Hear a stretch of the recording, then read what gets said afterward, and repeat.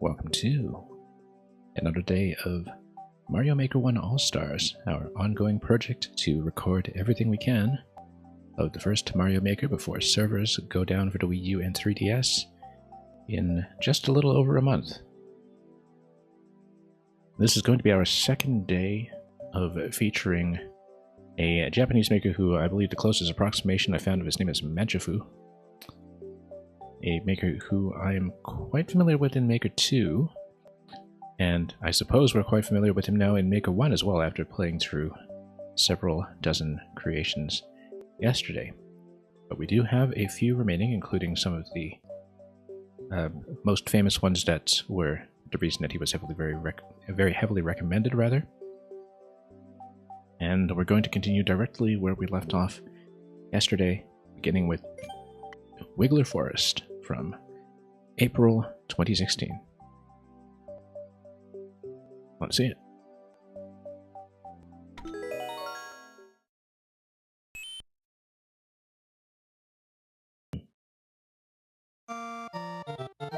And that's a Wiggler Forest, alright. That was quite the scream of terror from that one. And I was about to say that this is more on the traditional side, but as you can tell from the sound effects here that coincide with the flowers really being plucked from these creatures. Well, makes for a rather bouncy affair. Now, we have to watch out for the munchers on top of these stacks. Let's just go under. That's probably the best idea. And yeah, this one mostly straight up traditional so far, although now we have a Wiggler train, and a very heavily stacked one.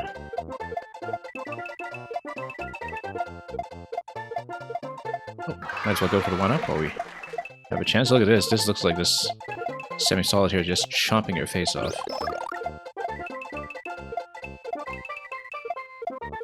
Not the first Wiggler train that was seen in this set. It was the whole green, red, blue level we saw yesterday, where the red room had a Wiggler train much like this one. Here's the exit, but of course, if you want to go for a true ending, and we should try for it. Let's bounce up this way. Okay. Well, we'll get there eventually. I mean, not that we're going to hit the gold tape anyway, but given that this is Super Mario World and getting on top doesn't do much for you.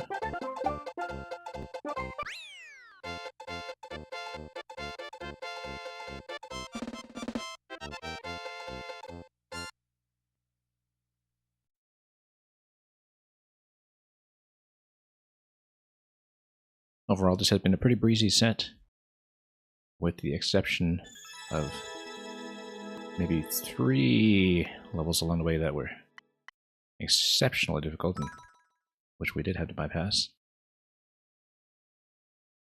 And a pity, because a third of those was actually seemingly quite mechanically interesting. It also had only 2 historical clears since early 2016, I think, or late 2015, so that was not about to happen. Regardless, we are here time traveling back to 2016, and somewhere along the way it's going to time travel back to 1970. What happened in 1970?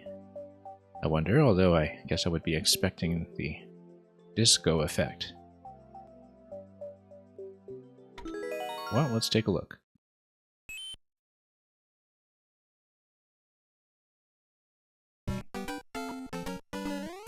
Alright. 2016, that's what it is. Scrolling up on the vine won't do much for us here. And I guess we would have to time travel in order to get back up to the next obstacle. Let's see what exactly that entails. Oh, it's 2116 here in the subworld, and now everything is dead. We have booze instead. And the vines have since grown quite a bit further. The mushrooms have also grown quite a bit further. And yeah, the whole place has been slightly overgrown, which is Well, and everything's dead here, but I'm sure that if we go forward in time again to the present, back in 2016, that this will turn into a Koopa shell that will kick through to right. So yeah, kind of a thematic two-state level. We've seen many of these before, but with this specific concept, not so much. Anyway, back in 2016, we have a leaf. If we get rid of all this, we might actually be able to get some flight going here. Pretty sure that would be the idea. So, let's fly it. And it's a whole lot of nothing, but worth checking anyway.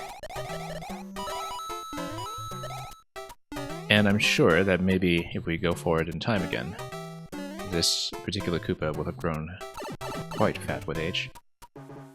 Turtles do live well over 100 years, so it's going to be something we can deal with in a moment after we come back and check what this is all about. And yeah, the sea creatures have grown quite a bit in our absence. That is, of course, the plot of the Splatoon series. And here's a checkpoint. Anyway, pretty big boo over here. Wonder what it was like in the land of the living. We'll find out soon enough. So this is what the future looks like. And Maria Veronica Mentado, welcome. And I guess we have to go... Okay, now we're in 2046, which is, I guess, the follow-up to the film In the Mood for Love. Let's go back and see what's going on in 1970. Which, oddly enough, is pretty close to the setting of the film 2046. For anybody who has seen it, is that there is a segment that gets back into, I think, late 1960s uprising setting in Hong Kong. I'm pretty sure that's not the reference that's being made here, but it's interesting to think about regardless. I'm also pretty sure there's going to be nothing to the left, no flight point for us to really dash off of with a stumping away. In fact, I'm pretty sure that's the reason there is a stumping away. But regardless, we can check the door to see what's in the building. And looks like there is some construction happening, unless it's knocking the building down. I think it's knocking it down. Well, we'll see, because I guess maybe there's no wall there anymore once we get back into 2046. If we move the boo, I mean, no, the wall here looks like it has some solidity to it.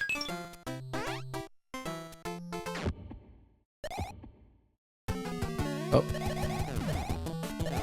Okay, well, we can do that. I mean... Oh, Stunlock here is going to get into a bit of trouble. I'm trying to dash out of this bit. We can, of course, just travel through time, but I don't know if Bowser here would actually give me an extra key. Yeah, this was before he was overgrown. And it looks like there's nowhere else that you would really take that to. So I guess that is it. Yeah, interesting thematic concept for...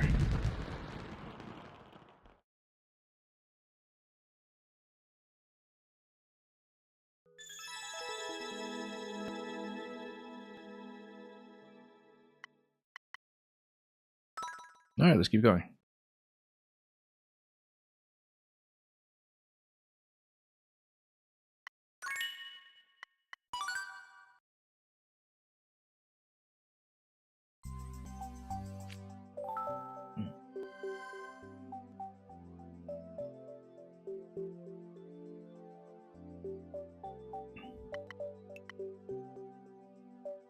Everybody can flying.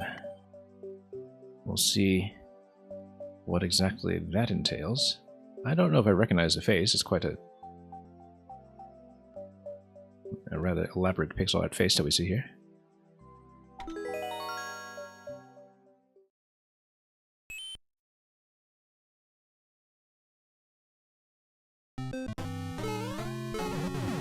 And, oh, that's interesting. I guess everybody really is flying. What bumped them up?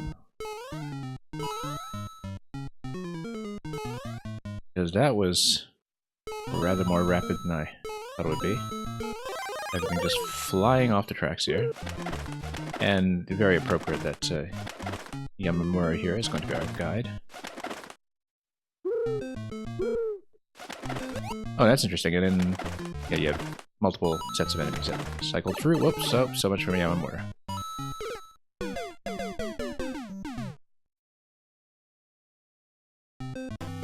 I wonder what the tech is here, actually, with the platforms flying around at such high speed. And everything flying off tracks in general at such high speed.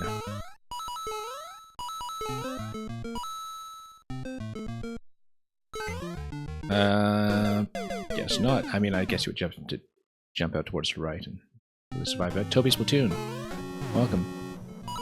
Hope you've been enjoying Side Order. I actually did get a full clear on the final palette. In fact, I got 11 straight clears. I got the clear that I did on stream last week, and then after that, I had one failed run, and then everything else was successful. Just 11 straight clears after that to get all 12 weapons. Very satisfying experience, for sure. Okay, 1 out of 5 optional coins so far. You beat Side Order a couple days ago. Congratulations. Yeah, I haven't done it with the, you know, 0 hacks in the final palettes or anything. I did hear there's some kind of title for it, but I really don't expect I'd be able to... Whoa! Get that? Didn't watch my step over here. You think in the 26th attempt or so? Yeah, that's pretty much in line with what I got. I think I must have been on attempt 21 or thereabouts. Oh, unless you mean on the 26th as in the day of the week. Or the date, rather, February 26th. How time flies. We're already in March.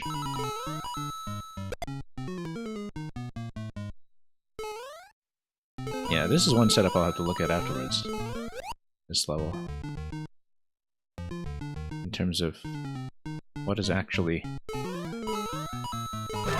getting the platforms to behave quite like this.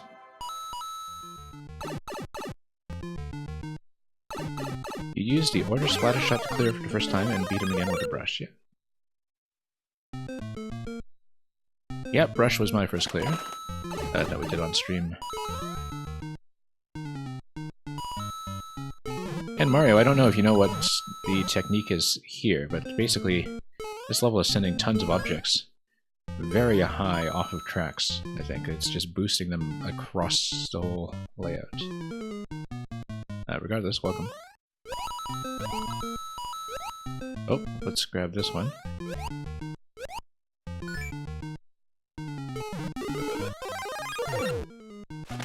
Not sure I know what the trick is.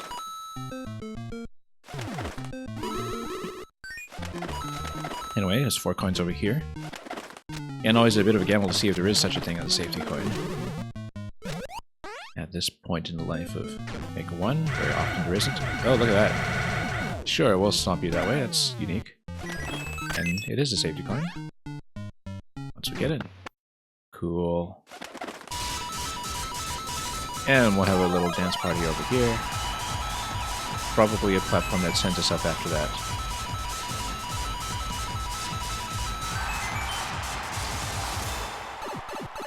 Oh, it's a blaster. Okay, we'll take it. And that sends you directly to the flagpole. This is what I might have to look at in the editor afterwards. We're not going to do it right now, but... yeah, there's some kind of hyperspeed going off the diagonal track like that. It shows you what it looks like at the end as it's coming off the track. But I have no idea how it works.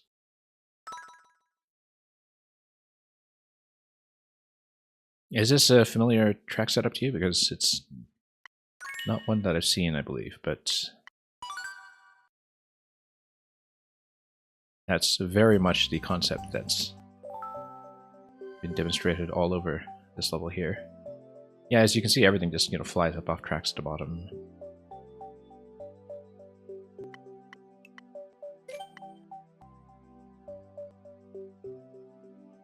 Toby Splatoon, you never use tracks in your levels? Actually, tracks are very much the bread and butter of a lot of complex mechanisms, including a lot of off-screen mechanisms, and so you can do all kinds of things with track magic. Entire genres depend on them. Anyway, here's a Mario in the bubble. And it looks like this will be a level that has an optional hard mode, which of course we will do.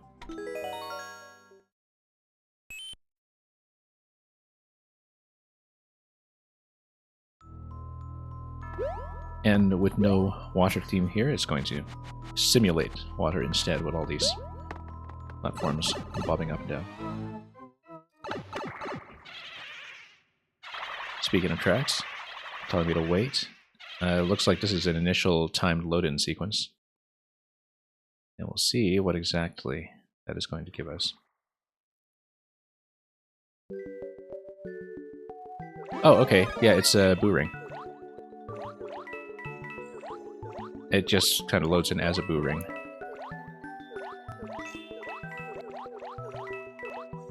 Oddly reminds me of a boo ring level that I believe Supernova made in Maker 2. Although I don't think that's one where you are in the ring. It's kind of similar though, and it has a sort of multiple boo ring track stack that... Oh, I shouldn't have wasted that. We actually needed it to hit the blooper, but I guess we'll lose the mushroom. We will do the hard mode. Put a checkpoint, and a mushroom check. What's preventing me to just damage boost out of the ring? Good question.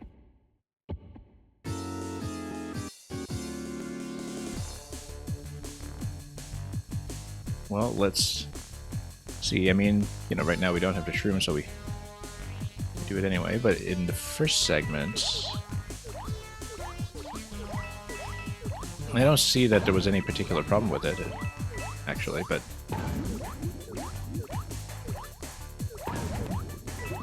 then I'm not sure. We should have followed the coins. Oh well, that's okay.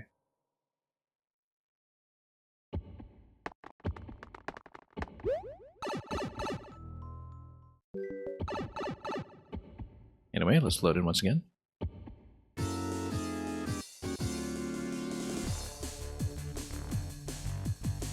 And just let everything click into position.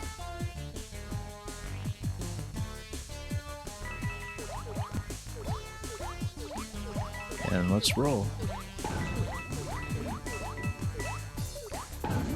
Oh. Yeah, we stay roughly right on top of the tracks and that matter to coins, I think we'll generally be safe.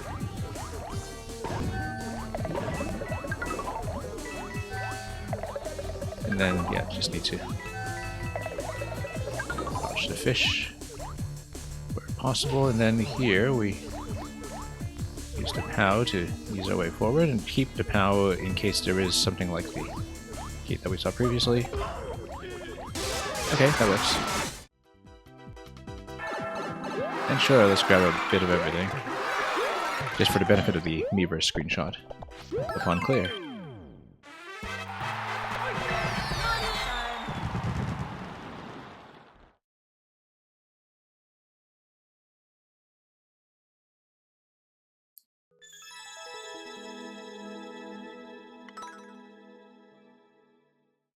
I mean, that was the classic way of proving that you got the optional clear. Apart from separating the top and bottom of the flagpole, which also happens here.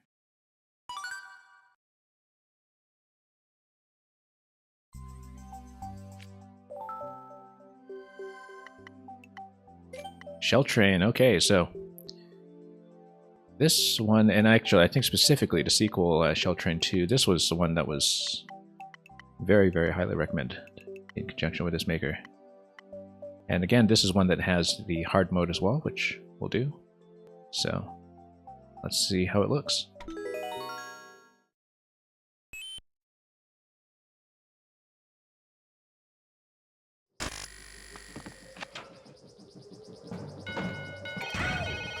And, well, I mean, it's a shell train. What else could it be? Occasionally we'll need to duck and also fight our way around. It took me a moment to think about. Well, that's okay. That's actually easy to dodge. Just need to think about this properly. Yeah, a bit of a time gate here, so you can't get ahead of the train. Bells are ringing to say all aboard. Yeah, given the slight change of momentum here, it's surprisingly difficult just to, you know, stop a Goomba the standard way. Wow, look at that. Dry bones just waving back and forth. Yeah, Junior here is a bit of a problem. I was just trying to get in position over there so we wouldn't get whacked by hammers, but we'll potentially need to rethink that.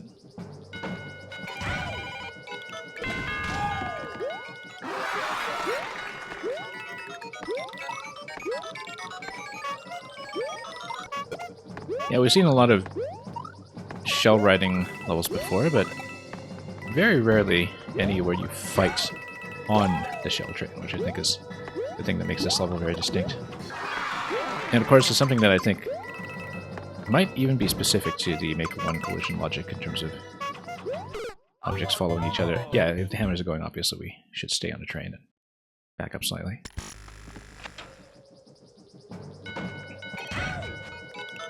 Because there are quite a few differences between Maker 1 and 2 when it comes to how loose stacks, as opposed to, you know, the editor-defined hard stacks actually transfer momentum. I don't know if it's the case so much enemy to enemy, but definitely enemy to object, like with cows and so on. But momentum changes are fairly significant. Very nice of those shells to clear all those hammers away. Too late for my purposes. And we'll watch Bowser die, because why not? Just enough shells to knock him out. Okay, hard mode, obviously. And it will be checkpointed. Put a mushroom check.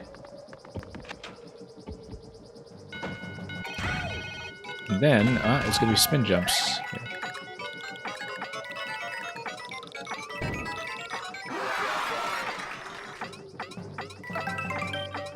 Notice the general use of R for spin jumps rather than Z. Even though... Actually, I have been using the R button rather than ZR, just as a habit. I think I generally do anyway.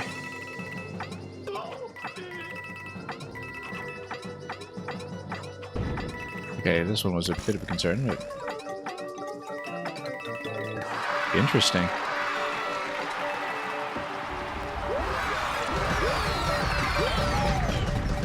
And we'll watch Bowser die again. And that's the top of the bowl.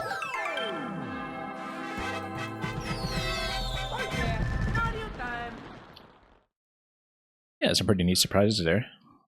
Like the bit with the sinusoidal formation near the end where you go from one safety point to the next on the Spinies.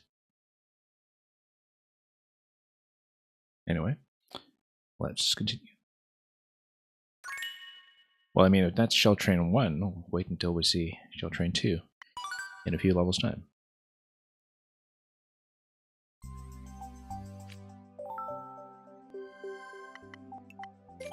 Press and press. Let's see what it is. Probably something with blasters pressing things. But we'll find out.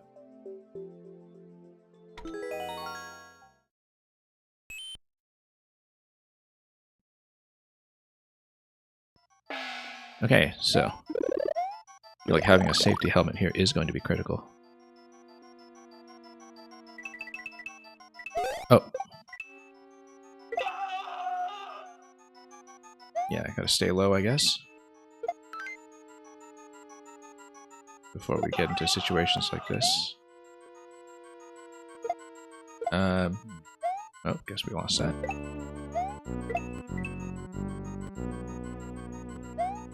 Actually, kind of more like a Super Mario World classic hard skewer level. That was going to be trouble. I knew that coming in.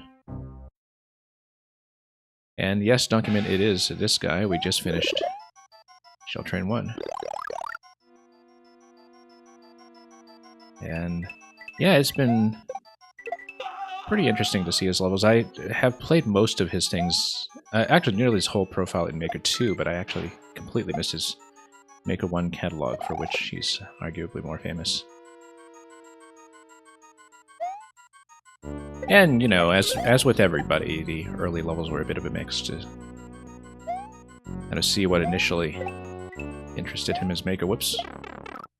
Same mistake, same place.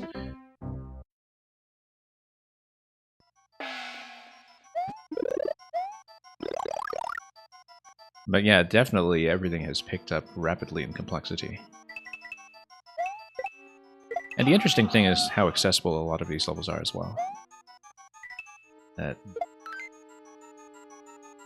you know, usually levels of this complexity are not going to be so accessible to the high clear percentage crowd, but no, these ones are quite consistently so. Whoops, we're way behind pace this time, but we'll make it. Yeah, oh, was trying to go for that. The coins do tell you where the safety locations are, we were just a tiny bit slow.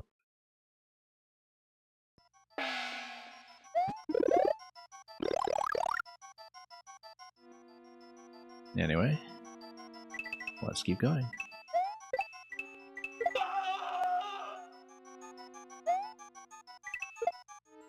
Oh, forgot to. Okay, I guess we missed that. Unless we just go up this way, and we will.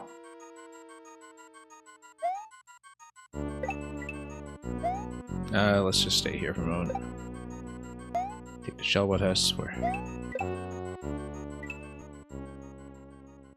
self-defense. Oh, up to a point. Anyway, everything's going to crunch over here, and then we will be out. Checkpoint.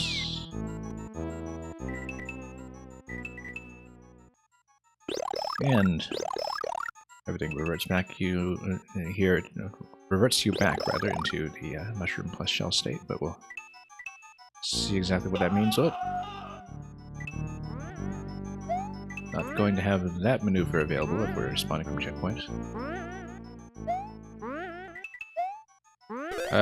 Yeah, that's gonna. Oh, that's a problem. Hang on.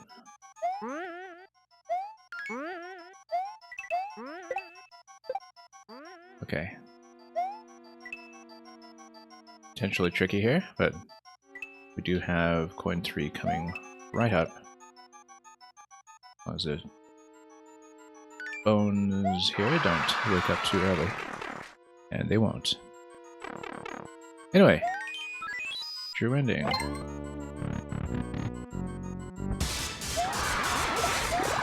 The disco ending.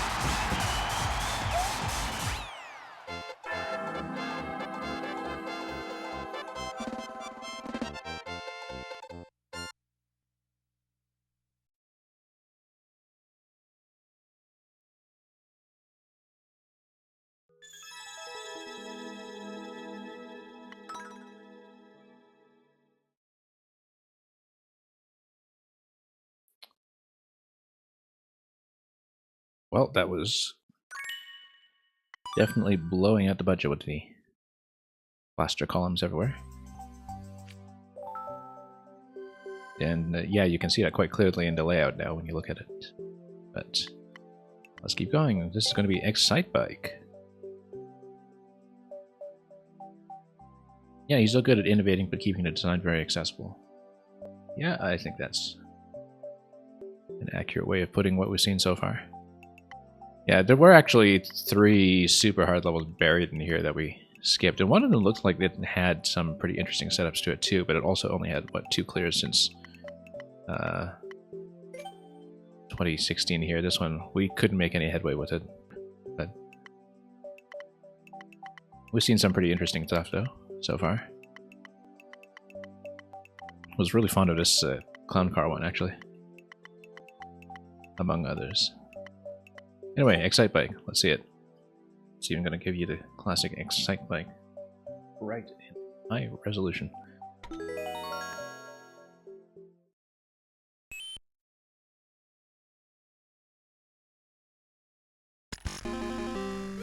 I totally forgotten there was an Excite Bike mystery mushroom, but of course there is, and you get to see some of these animations underwater. Oh, Cloud, hang on. That was a reading the chat death. I totally failed to notice that I was in a cloud here. But yeah, nearly everything here very accessible for sure. We've been absolutely blasting through this list. Now the cloud is going to expire after a certain point. Oh, this totally does look like Excite Bike, except you don't have the little ramps to jump off yet. But it absolutely feels like Excite Bike. And you cross this little point over here. It's a very interesting implementation of it, in fact. You know, just to make the clouds give you the same kind of directional control that you would have had in the original game. Just want to see what's up here. Nothing, but worth a look. Oh, and that's the flagpole. And look at that, we're number 1. Now, if only this came with a course editor, like the original Excite Bike.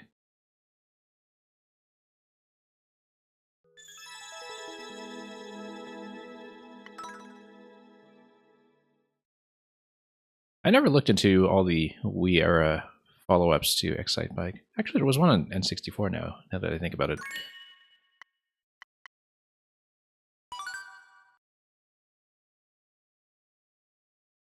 I occasionally forget that there's more than one Excite game. I guess I went into Excite Truck and a second Excite Truck back in the Wii era. But then since then, it's just been the Mario Kart course, which was also a pretty faithful representation of Excite Bike. Anyway, Squid Jump. This must be the Splatoon 1 Squid Jump game, which I was just recently talking about as conspicuously missing from the implementation of Splatoon 1's Inkopolis Plaza, as it appears in Splatoon 3. That Squid Jump is one of the things that just is kind of still locked to the Wii U at this point, which is very unfortunate.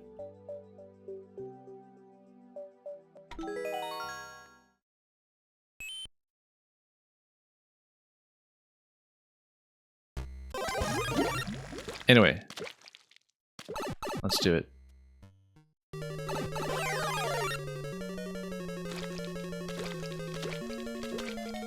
Now the interesting thing is that Squid Jump in Splatoon 1 is actually a vertical climb game, and so it's sort of interesting to see this implemented with this scrolling illusion to get around the fact that we don't have vertical subworlds.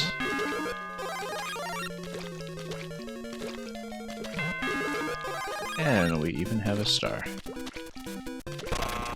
Oh, and then, yeah, that's because you can actually jump on top of munches this way. This is actually quite a bit more complex than the original Squid Jump, which is also interesting.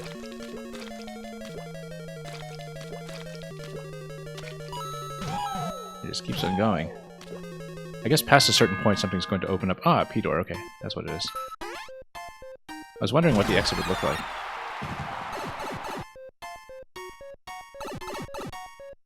That's surprisingly elaborate.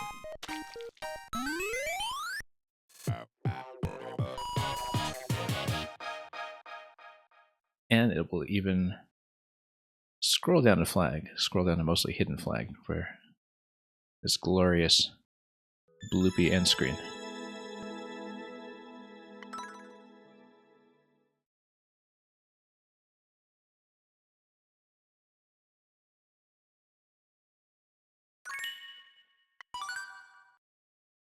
Yeah, very neat representation of that.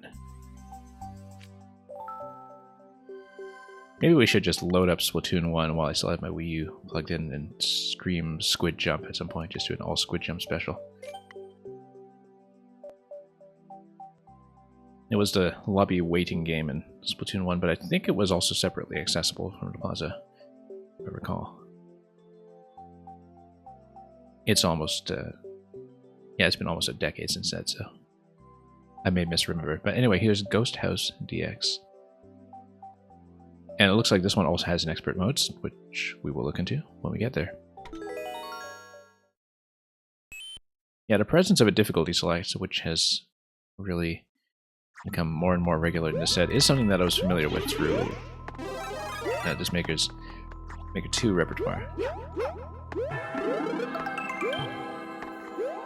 But just want to check this. Nothing, but worth checking.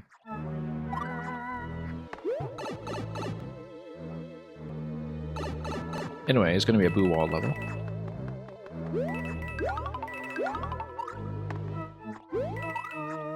And yeah, we'll go for all coins if we can. Let's get back on pace here. Oh. Yeah, I should have just gone above in that area, but that's okay.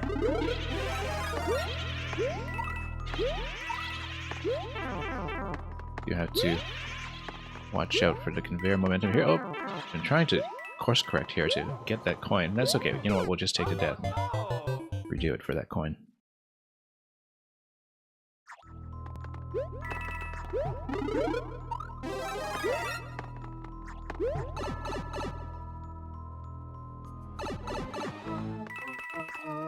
Anyway, let's keep going.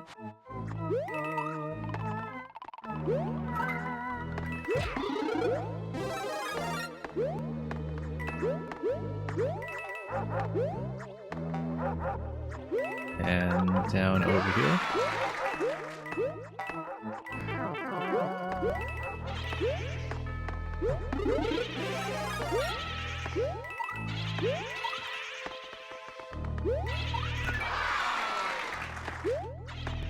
And yeah, ground pound this. Massive collapse of bones on that cloud bed over there.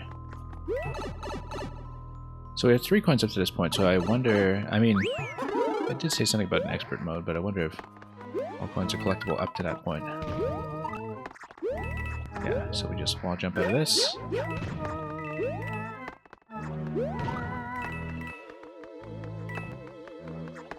And continue down here.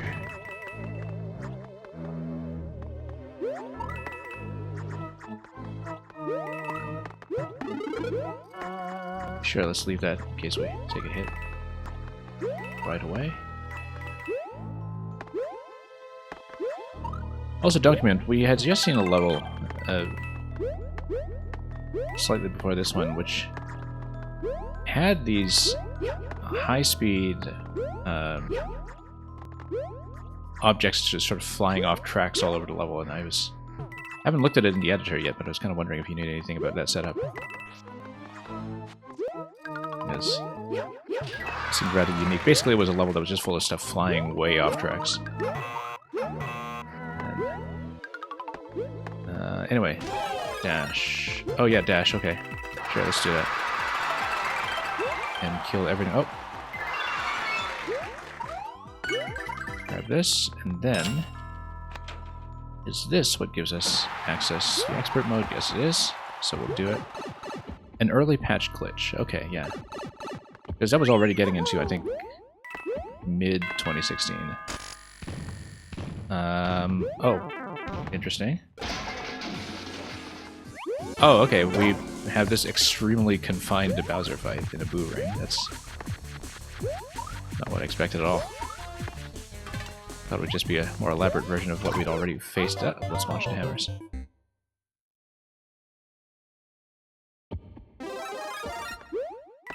You know, actually keeping the Fire Flower might have been helpful here. Now, yeah, standing there while the boo rings do their thing might have also been helpful here, just to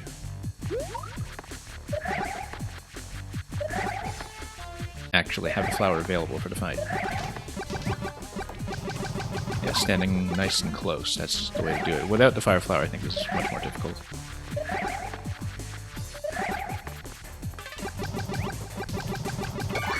we go, that's the key.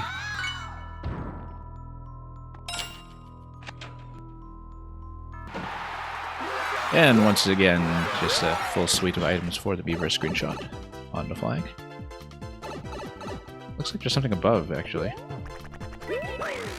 Oh, no, that's just... okay. Where we came in. Alright.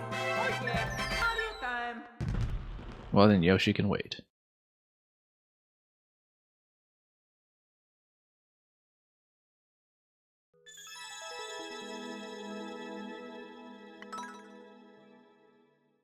And thank you for the GG.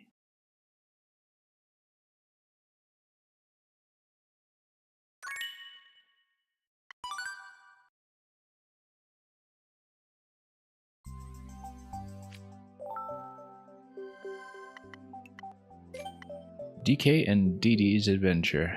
DD as in Diddy.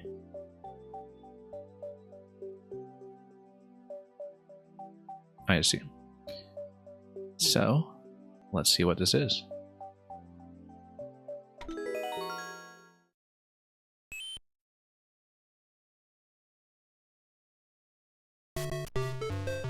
Okay, so we're gonna start with DK. Oh, I guess we're not. Never mind. We'll lose him immediately. Well, it just occurred to me that the bird effect, the color of the bird here, the color scheme actually is fairly close to, what is it, Squawks from Donkey Kong Country. So, oddly appropriate. Anyway. Got a letter B here, I don't remember collecting one of those. It's down below, though. So we'll see what that's all about. Oh, barrel cannon. Over here. Now it's Diddy's turn.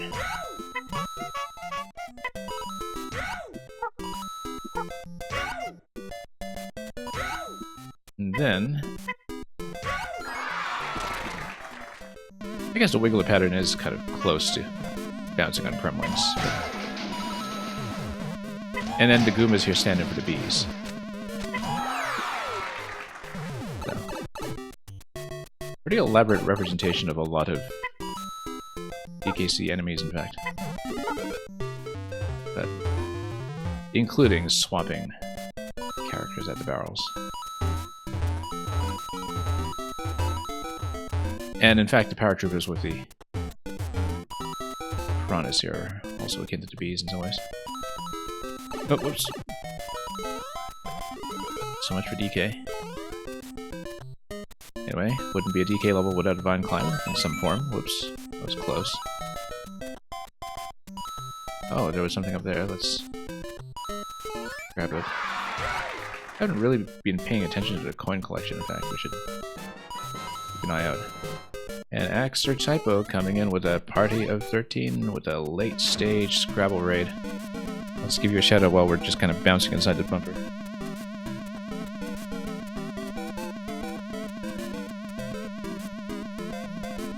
Axter Typo, reigning North American Scrabble champion.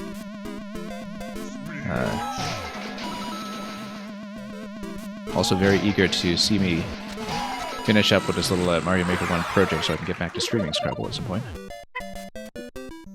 And Dr. Cliché, welcome. And Chess Bunzo as well, of course.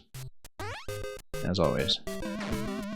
Anyway, back to the barrel cannons. Let's try to bounce on top of this guy, and that will be coin for...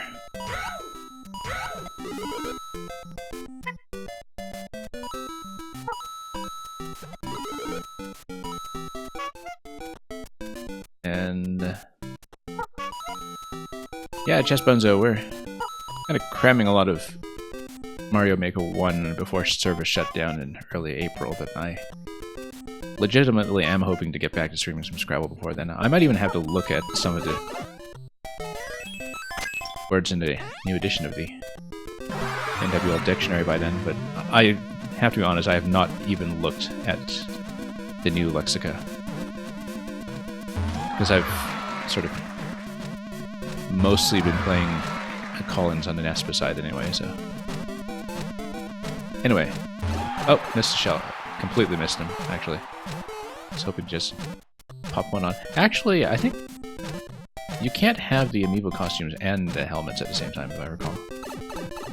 Some kind of priority to them. But failing to get that, I guess we can choose between Donkey Kong and Diddy at the very end and see how to proceed. I guess we'll just finish with Diddy. Then, can we? There we go.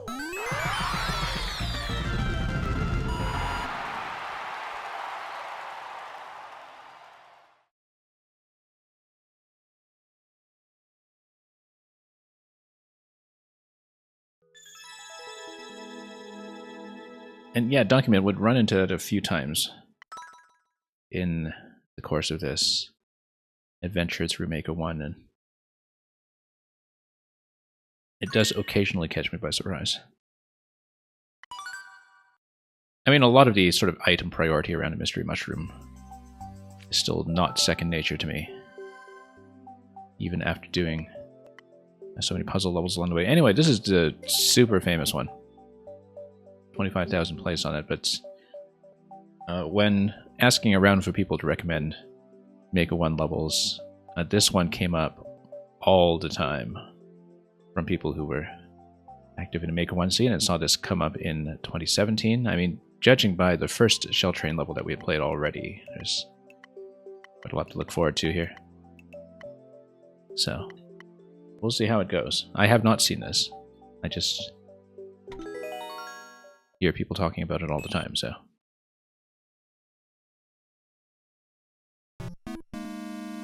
Auto scroll's going to push you in right away. And we'll see how this differs from the last Shell Train. A little bit of slow down here just to get everything set up. And Shell Train's going to go this way, okay. Oh, okay, that's interesting. Oh, hang on. Yeah, with this sort of illusion of motion.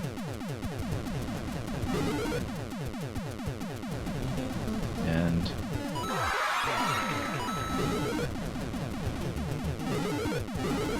I guess we'll just dodge everything as it gets dispensed. It's a very full-size level, in effect. This with a moving floor effect that you have to press against the whole time, like you're doing a standard level with a conveyor belt. And then I guess parking on top of that isn't a good idea. We'll just get squeezed.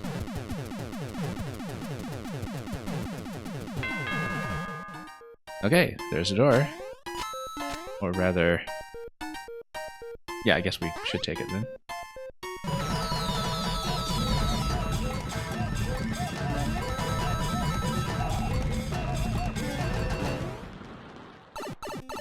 And let's see what's on the other side. Checkpoints, followed by locomotive number 2. So yeah, you just kind of stand back and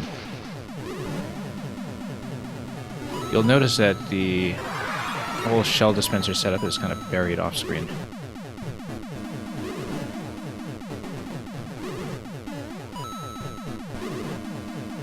And you just kind of have to nudge your way forward. Not get too thrown off by the change of momentum.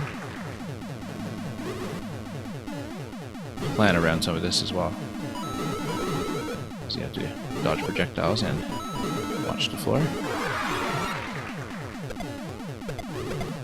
Let's pop this guy. Oh, that was going to get me into trouble. That's okay, we got back on. Whoa. Didn't account for falling in that gap.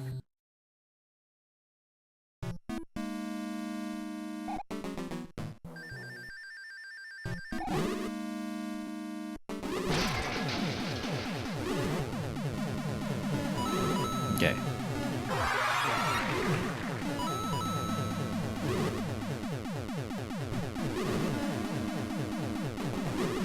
So yeah, a couple of potential traps that we do need to look out for along the way.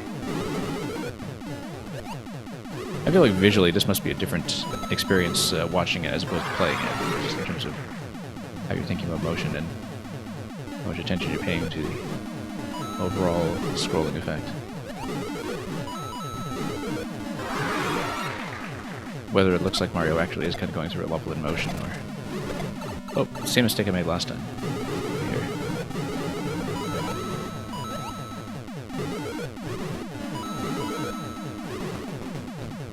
Yeah, that Muncher's ceiling was concerning, but oh, there's the axe.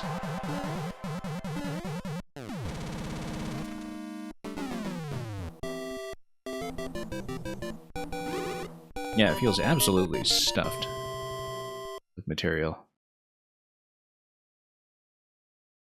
Both of these rooms here are quite a bit different from the first shell train, actually. The first shell train is much more of a conventional, buzzy shell ride that happens to have a lot of stacking on it. I think there was a similar rapid-fire momentum management level that we saw in yesterday's portion of the set as well. And oddly enough, I remember saying specifically at the time that that was akin to some of the setups that we saw actually in documents levels in 2, like in Tony Montana Mole with the whole minigun going on. Master Typo, thank you so much once again for the raid, and I hope Scrabble has been treating you well lately. And thank you for the GG. Have a great night.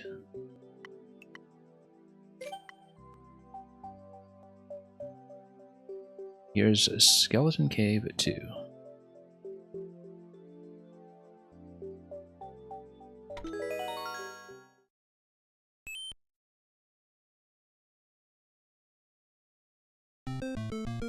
Alright, let's tap this and see what's going on.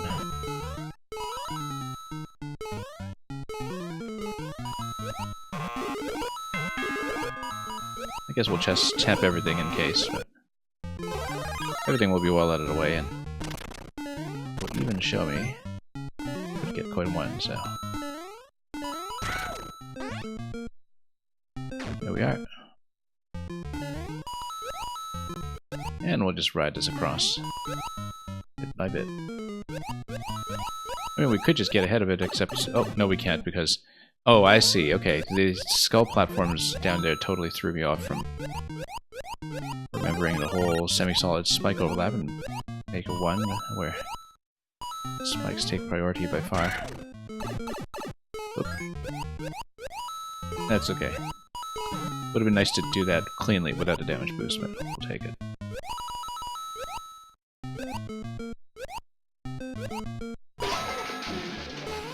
And up we go. Only 2 coins up to this point, but we'll see what else is in store. Yeah, just ground blocks and hard blocks either way, so that's going to be a hard wall.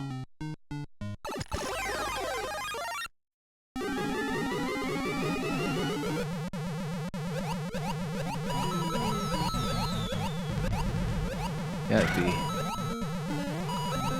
ascending chromatic scale there with the note blocks and the load in was kind of a nice touch. Oop. Oh, no, missed it. That's okay, we'll go back and get it. We are making an effort to grab everything.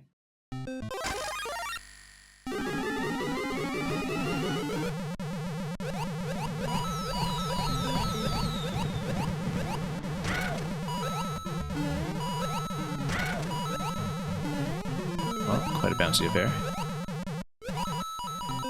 And we'll just follow the stack down and... There we go. Gotta watch out for the bone revival on this side. Oh, just missed it. But we'll catch the train. Oh. Nope, missed it. Ah, no, there's a bumper there. Rescued by the bumper. Yeah, we need to create this platform for the shell to walk across. And I need to watch my feet while I'm doing it, so we don't just completely lose track of where the platform is bouncing.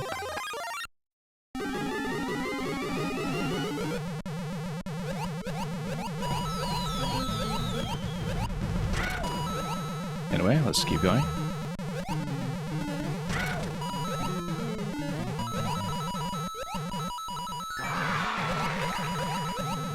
Yeah, it's a very unusual pattern that you get off of this, too.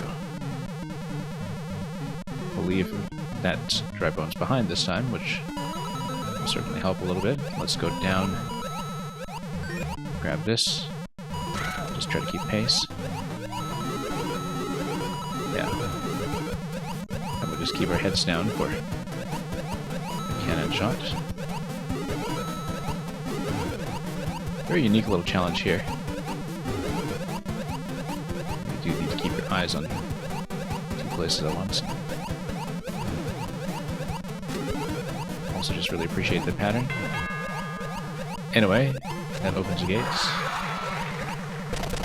And look at that, they all get eliminated. Oh, I totally didn't hit that block at the end. Oh, I can't go back through the pipe. That's okay. There was a brick that was just in the middle there that I think with the P-switch was possibly a coin? I don't know. We'll just grab the bonus here. And... oh, I think this is just the exit sequence. Possibly. Yeah, because you can't actually jump over the flagpole anyway at this height. And we'll even get a checkpoint flag at the very end because there was one to spare. Here at the disco hall.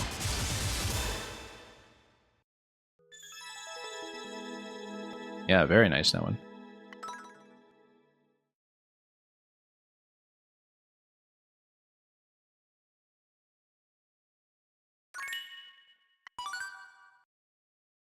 You can tell that even in the space of the levels that we resume from today, that the technique has become quite refined.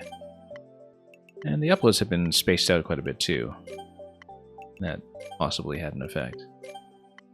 That they were a little more spread out. And evidently took some time to put together. Anyway, let's keep going. There's going to be Boo Wall. We had done one Boo Wall level already. Let's see how this one differs.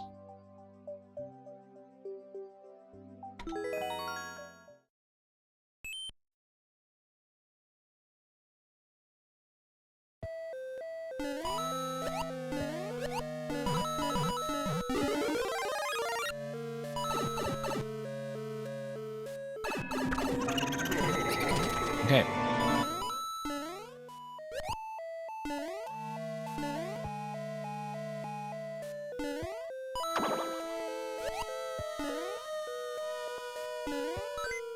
Well, this is... oh, I see. The arrows just tell you where the piranhas are going to arise. That makes sense. Now that we've seen it. I feel like there must be a coin on the top level here if we wait for the Kuba. Oh, I think we missed a chance. There must have been something there. Oh, just a 1-up, okay. Well, if we are somehow missing a coin, that's going to be another place to inspect later.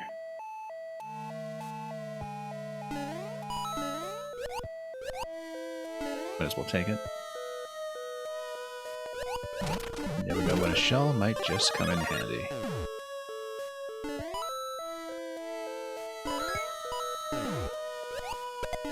Oh, never mind.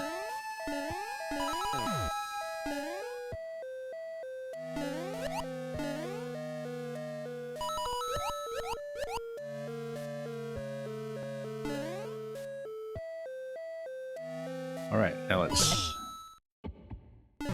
just hit everything. Oh, I don't know why I stalled there. That was thankfully a fairly relaxed timing. And the Boo Wall just dissipates. Allows us to continue.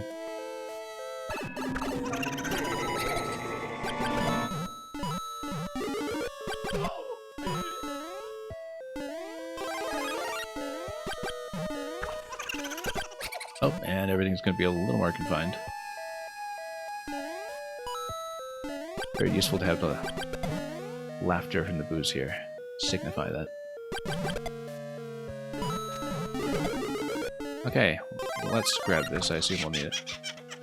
And we will over that muncher.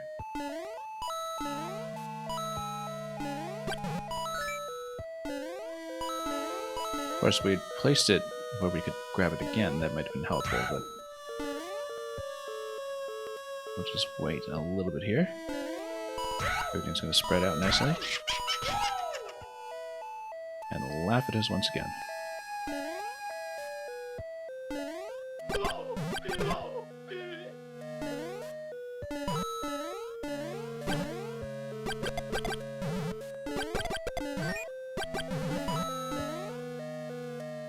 Okay, let's keep going.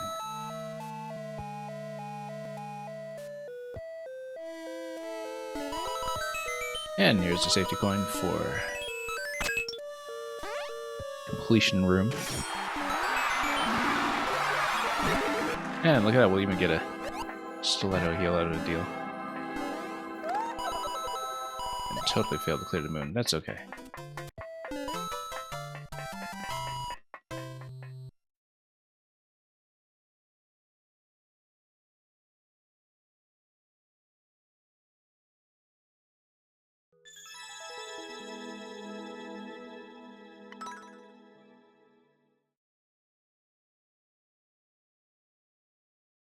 Yeah, neat little changes of pace in that one with the walls occasionally contracting and spreading. Still a fairly gentle read. Ghost Lake Escape.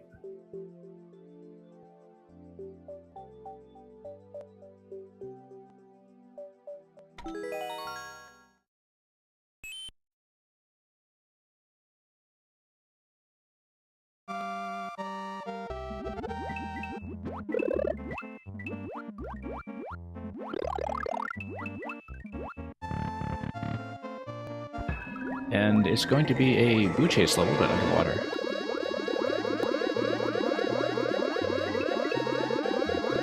Love how you can still, beneath this effect, still hear this very relaxed water theme music underneath it all. Amidst the cacophony. Oh yeah, sure, let's go this way.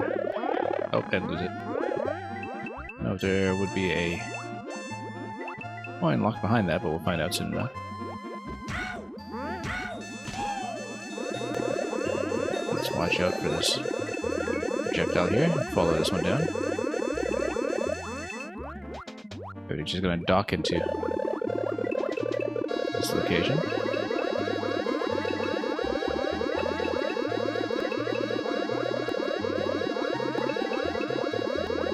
And yeah, just try to get out of here before the booze start to make anybody's ears bleed. Anyway, boss room, presumably. And yes, we'll take it and swim with it.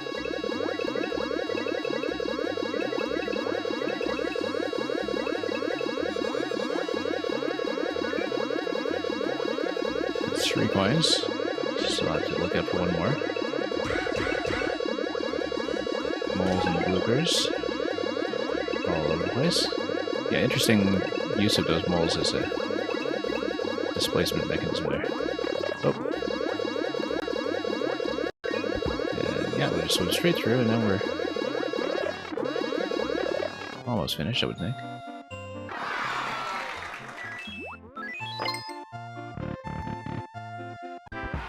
Didn't really play the last part that cleanly, but we'll take it.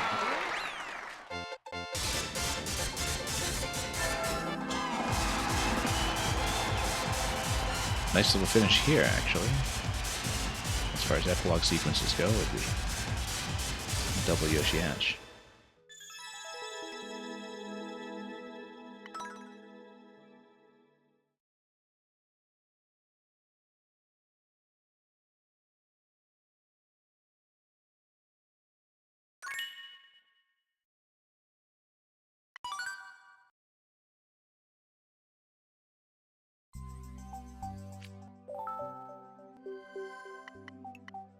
Red Wave Fortress. Now we do know from previous experience with some of the earliest levels just how much this maker likes all kinds of fancy firebar stacking.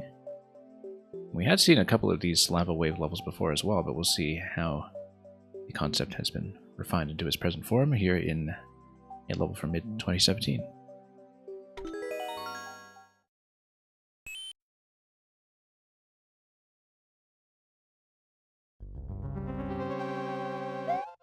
And look at this Bowser head entrance here. Okay, so I guess it's it's 3 coins, sort of non-linear collection, and maybe these designate what each of the rooms are about, so. Let's go to the blaster room first. Well, we presume it's the blaster room.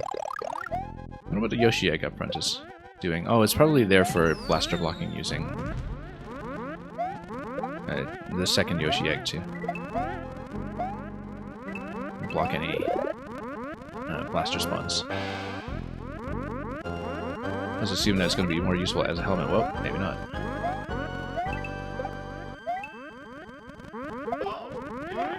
And yeah, it's a red wave fortress, but it's not just fire waves, it's also blaster waves like this one, which I guess would make the third room a wiggler wave once we get there.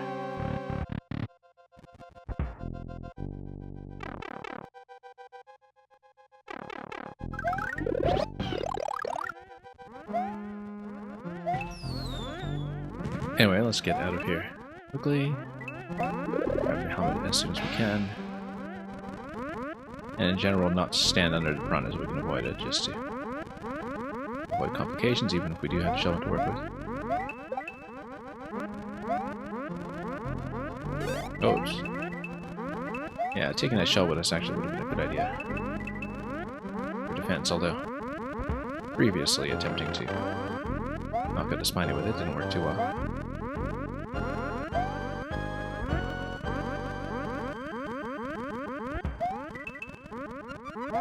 Very bouncy. Anything? Nope. Let's get out.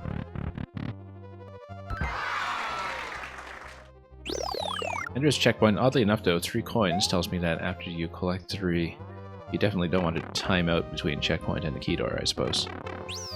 There's a dual checkpoint here. Yeah, because otherwise you do have a key death problem.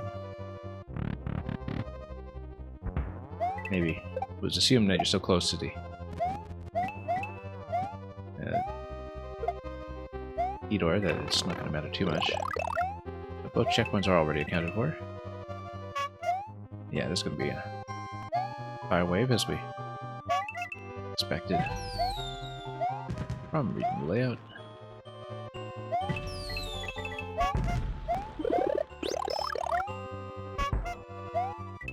Again, the last time this came up in the set, these firebar waves.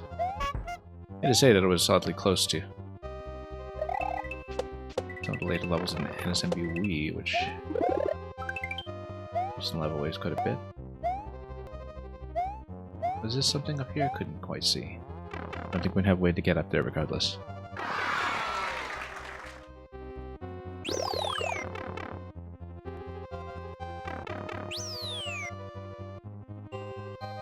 Now for the wiggler wave.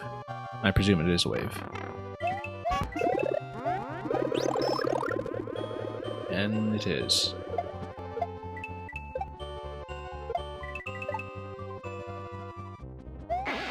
And it would just stand out of the way for the most part.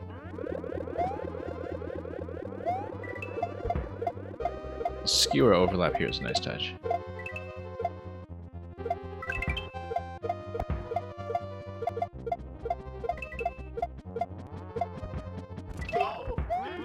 Get this guy out of the way, and then... Yeah, we do need to follow the wave. Now, this is a really unique setup in terms of what the challenge is. We do need to follow the wave pattern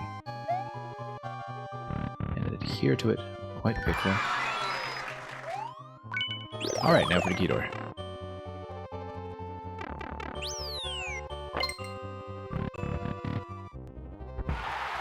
And that's the axe. And the finale. Let's see what the scene is this time.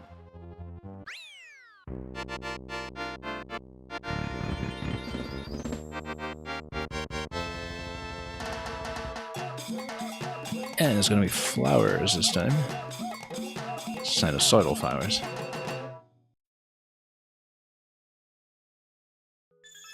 Mario's just going to duck and cover at the end anyhow. Yeah, it makes sense for a red wave fortress that it would end with that. Just as a final touch that's thematically in keeping with everything you had seen up to that point.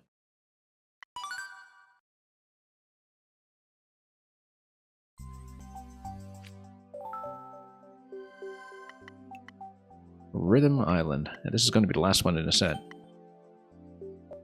from mid-2017.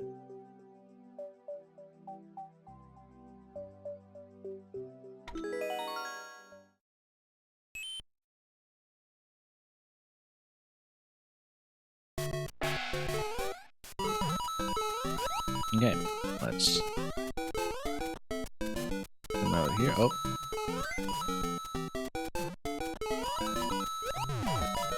I guess we should just touch the beat here. Whoops, yeah, that was definitely a mistake from misreading the bounce timing on the blasters.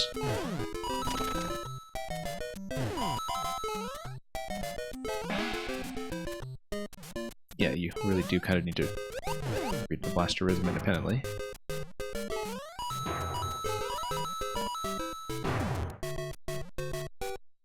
Actually, yeah, now it kind of feels like it's on the beat. Kind of every beat 4 of the overground music.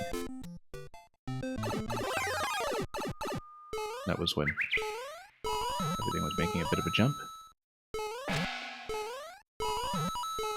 We'll see what it is here.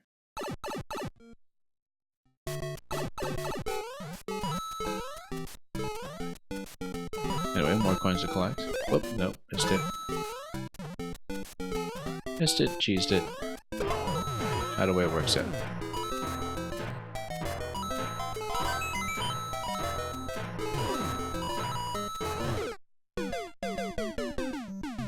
Yeah, I wasn't expecting that frequency, but now we know it.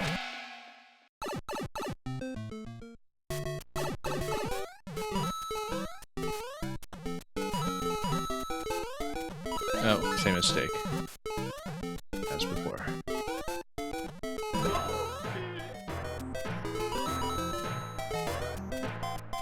And so just watch this a little more carefully before we just go for it.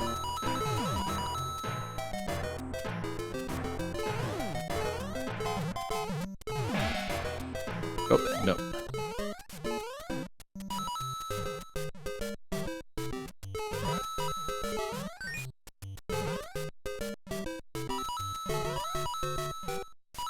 And then we just need to make it to the end over here, and that should be it for the completionist road. And here's the flagpole.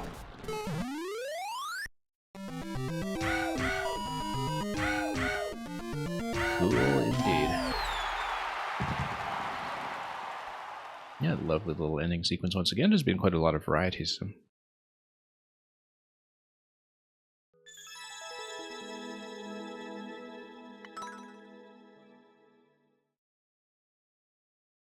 So apart from the super hard grinds that we skipped out on, that does it for this set.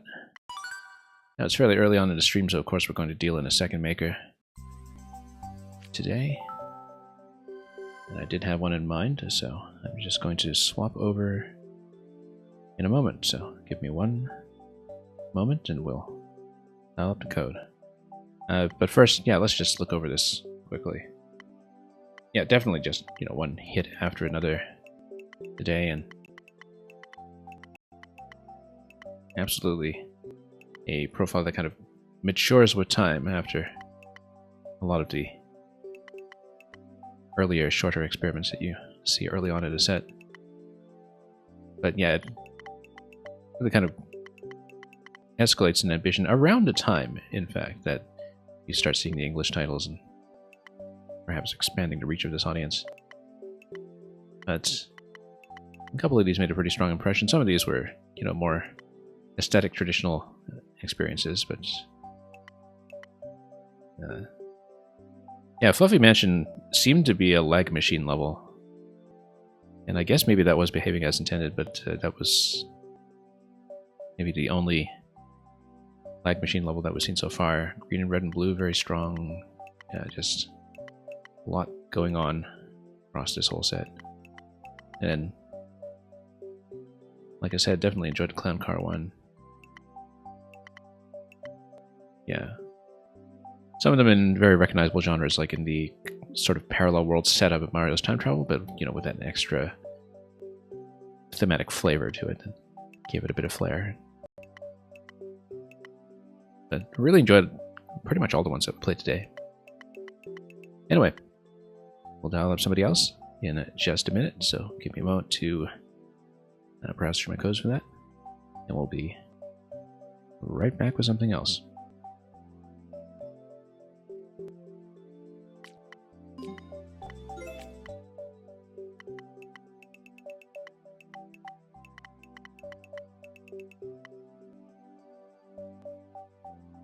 Okay, so the next maker will be, and I do have to change my stream title and update information here to reflect this before I forget.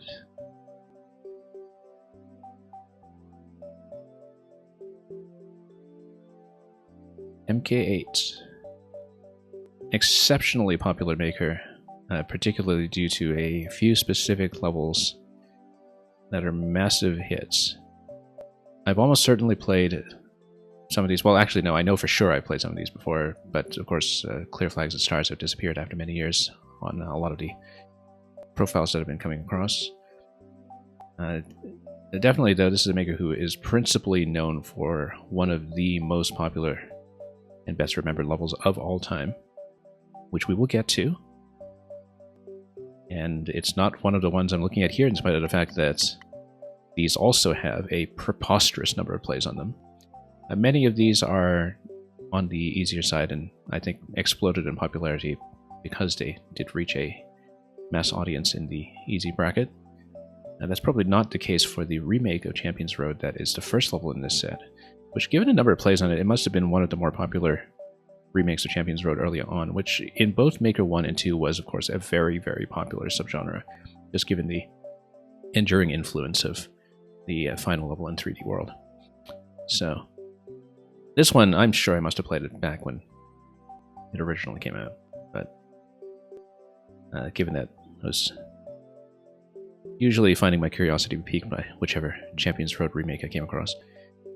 But we will go through this profile, and after this level, I think it's mostly easier and more thematic material that we'll just have a bit of a relaxed stroll through today. We'll see how much we get through. I'm hoping to just clear everything in one go. But let's begin with the remake of Champions Road and see how serious it is about retaining the most critical facet of the original, which is a total lack of checkpoints, even though this level from December 2015 would have been after the checkpoint patch. So, within the much more constricted tool set of Maker 1, let's see how Champions Road looked in this iteration. Also important to remember how relatively new a game 3D World was at the time, having come out in 2013. But yeah, these are the... I don't remember the name of the Galaxy Goombas, but you know, the guys that shoot at you right at the beginning of the level. Having access to a Fire Flower is kind of an extra convenience in this level that you don't get in the original Champions Road, and of course, I only just remembered there are no Fire Brothers in this game. Fuzzies here stand in for Charge and Chuck.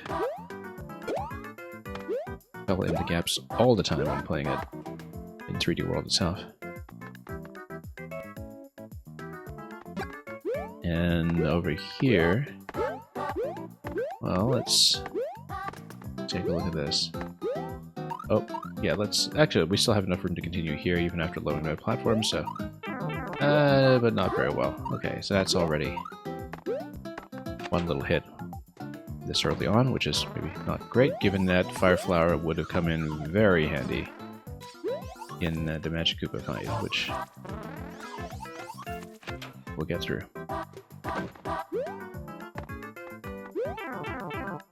Was there no Super Mario Galaxy music in Maker 1? I don't even remember at this point. But I feel like if Gusty Garden were in the Maker 1 sound effects palette, it would have been Clip to Mario the whole time over here. I'd actually completely forgotten that some of the music selections were not present. Yeah, because I guess it was Maker 2 that you started seeing El Delfino, Mario 64 Slide, and Galaxy over here. Am I talking about a tune with the incredibly annoying trumpet fanfare at the start? Oh, you mean da-da-da-dum, da-da-da-dum-dum-dum. I wouldn't call that annoying, but I guess I'm just used to it. Yeah, I think it was in Maker 2 that the ones that were tributes to various generations of Mario games were all introduced to the soundtrack. It's very easy to forget that after, you know, Maker 2 has been around for so long. And of course, there are quite a few sound effects from Maker 1 that I have come to miss as well. Anyway, here's the dash panel segment. So yeah, notice that I was given a second fire flower in the middle here, so definitely a much more relaxed experience in the original.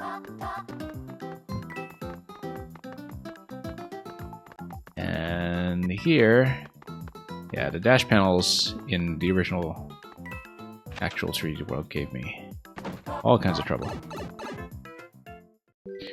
Yeah, I guess it's true, Dr. Cliche. When you grind hard levels, it's supremely annoying to hear it over and over again. That is absolutely worth remembering.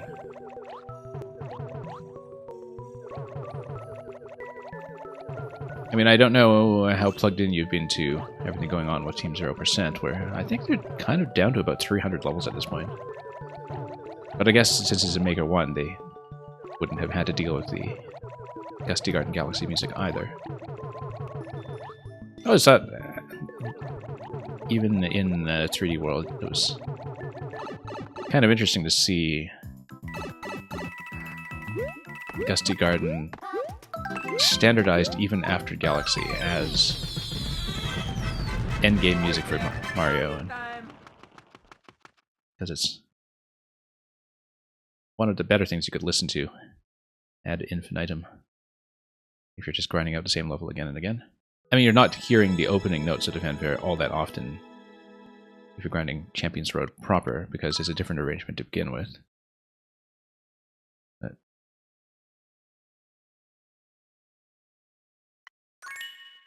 not surprising at all that that was the music that lingered from Galaxy 1. World record at 20 seconds, so somebody found some shortcut in the layout. Given the way that Maker 1 levels are constructed, that's not surprising, and especially given the fact that you have some damage boosting available, perhaps, from the generous power-ups in this one. Regrettably, Dr. Cliche, you don't have the time to help Team 0%, but your profile lasted until the triple digits. Ah, I see. So basically you had a lingering level with 0 clears, or perhaps multiple until very recently. So I hope you had a good experience seeing at least some of that on stream, if you did get a chance to catch your own levels finally being surmounted. Here's Yoshi's Tricky Tower.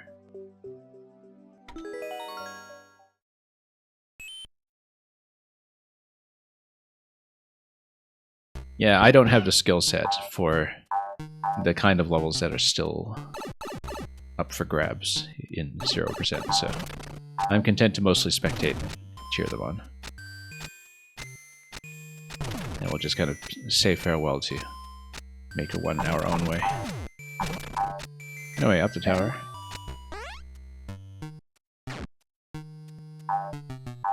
So one thing I do know about this Maker, even though I've only played a small handful of the levels, that he does love his amiibo costumes. I feel like we were supposed to send that down here by not lowering the thwomp and letting the spring actually come out, so let's reset. Oh, I wonder if that still gives you Yoshi. I'm just going to check that. This is clearly just a reset room.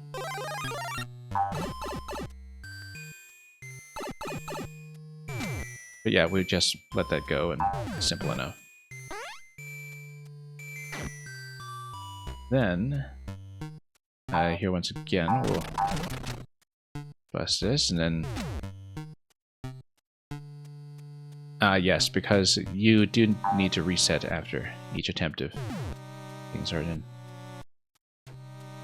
a position that's not recoverable. So yeah, we do need to time this in such a way that the platform will be able to catch. Although maybe not, because yeah, because now that you've broken this, just send it out like this, and that's simple enough. Except I need to... Oh, no, wait a minute, I completely misread this. Yeah, we actually do need to stack this, and then... Well, the idea is that I need to get on top... No, I actually do want to send a spring down here. It's spring plus POW, like you get on top of the POW, and then... No, it can't be, because I need to get over here. Oh, yes. So, no, we need to get the POW out of the way, or rather, get the thwomp out of the way. And then have a spring drop down here, which is fine. It just means that we needed to hit the POW at an opportune moment. And in fact, everything here tells you what the blasters are going to spawn. If you look at the object on top of the blaster, that's the indication of what you're going to be dealing with. And then you just send this across, and then, yeah, it's actually much simpler than how I was making it look on the first pass.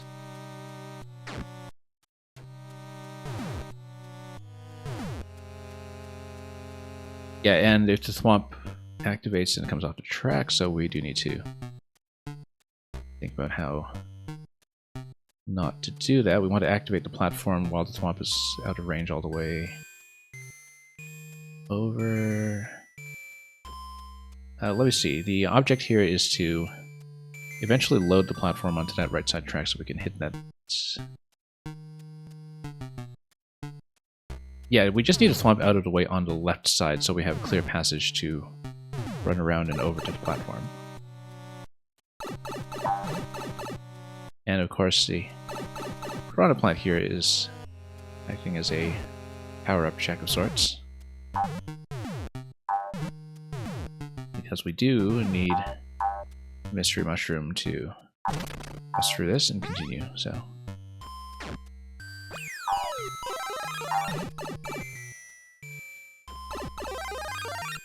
Okay, now at this point, we are going to... Yeah, so the platform up top is the one that's going to give us access to the door.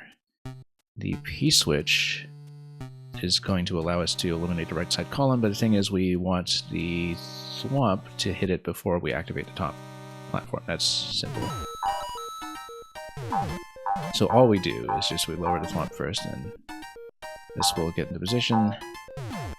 Yeah, no need to overthink it. These are all very simple. It's just that we do get one shot at paying attention to it. I suppose if this is a vine, and it may be, I would suspect it has to be, in fact, then you would want to get the thwomp to activate it, which means running into it at this moment here, and then using the thwomp to unstack a bit so we have a bit more room for the climb. And that's exactly it. Now, this one... If the thwomp hits the bomb, do we want that? Actually, we want to unblock the red blaster, which will then ignite the bomb, but then that just gets rid of the piranhas on either side over there, and what we want is to get rid of all the piranhas if we can, which means we want the thwomp to come down towards the piranha stack that's, or rather the piranha duo that's on the left side, because that's the only one that will hit.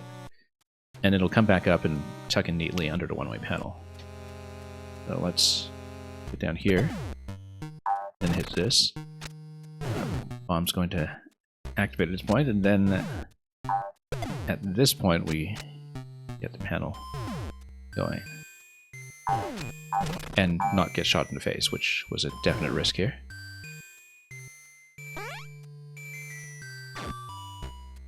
Okay, now, if the thwomp hits the P-switch,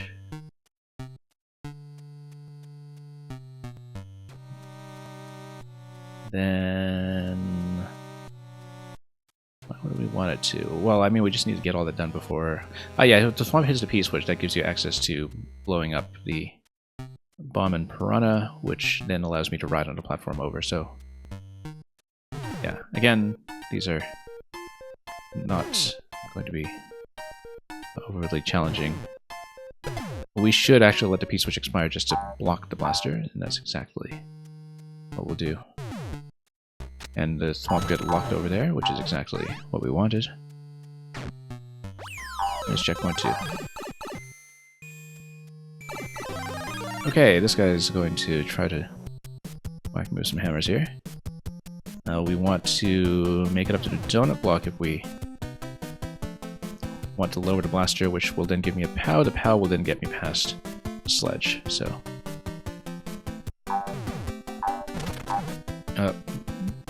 yeah, let's get out of here first. And then after that, POW will be available down... oh, nope. I was hoping it would land on top of the bricks, actually. That was unfortunate. So we'll need to redo this one. Except, of course, bricks that have been destroyed will stay destroyed. And yeah, because the POW will get loaded on top of this platform here, that's what we want. So we don't need to catch it in midair or anything silly. And at that point, we'll just unload this thing over here.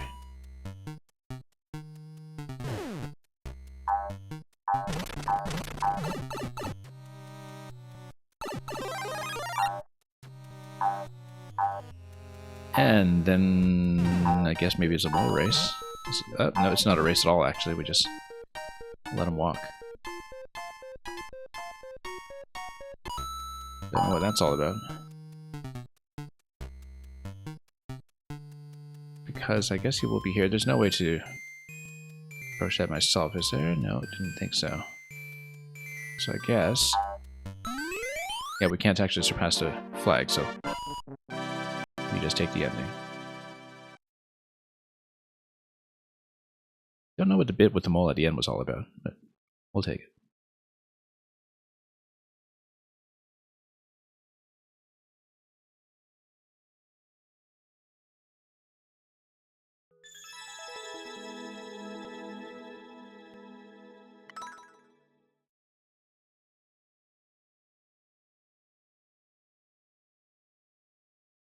Well, not that tricky a tower, but we were overthinking it considerably.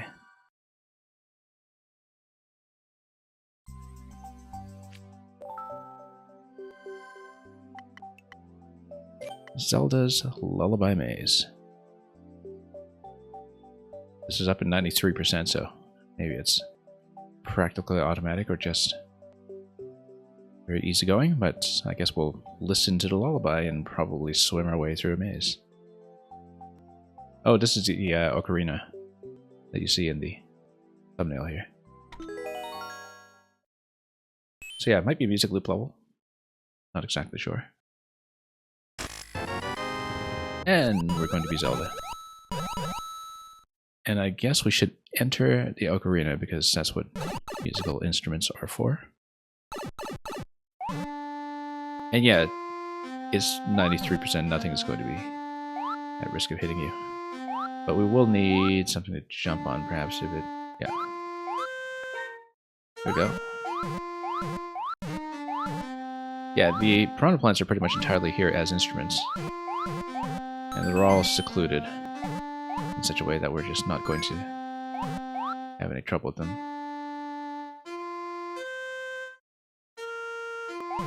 This might be one of the earlier examples of a playable music loop level, and also one that's playable in a way that's not at all really a side-scrolling platformer. So, a level that's very much its own thing.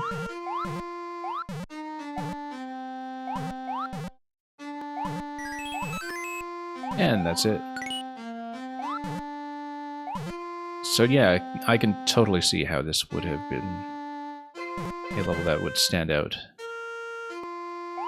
in the kind of easy bracket where you get 90% clear rates. It's Very distinct.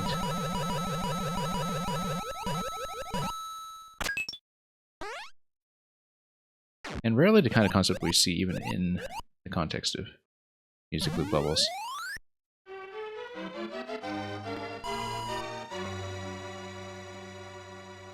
Yeah, because I guess you could have raced that to the top of the flagpole if you bothered to read that faster than I did. I mean, we could have reset through the door as well if we wanted to have another crack at a flag, but...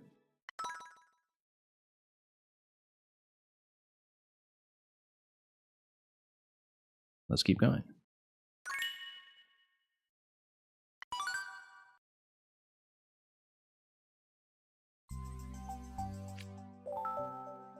Yeah, so this was in April 2016. Next will be the Twilight Castle. So are we going to be Midna this time? Let's find out.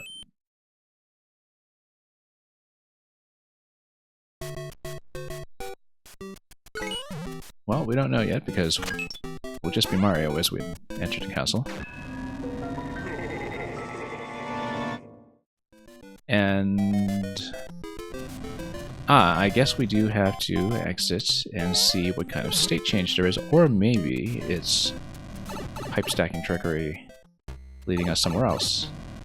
Like here. That's right. In the Twilight Realm, where, of course, we are going to be Midna. Yeah, I mean, it's SMB1. And we know this is a maker who likes Mystery Mushroom costumes, so...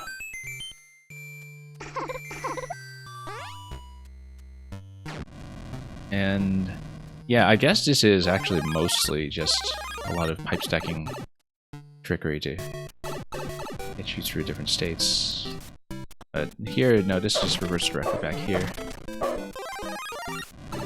We can enter this. I guess that brick probably wasn't something that was breakable. We'll be back to Midna over here. Back through the pipe. Let's see what this does. Nothing yet, but that's because we should proceed over to this location and have the power of fire once again. Yeah, because I guess the fire flower is one of the few things here that would... Well, it takes precedence to the mystery mushroom, but if you grab the mystery mushroom, you switch back into it, so... Yeah, I think that's the case with tier 2 power, like the fire flower specifically, that you get that back and forth toggle on it, which is what makes it viable for... we do need Midna to get over to this door over here, though. Which is what makes it viable for there to be a bit of a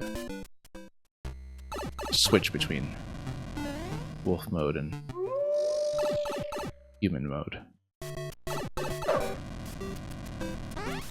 So yeah, we will not pick up the fire flower just yet.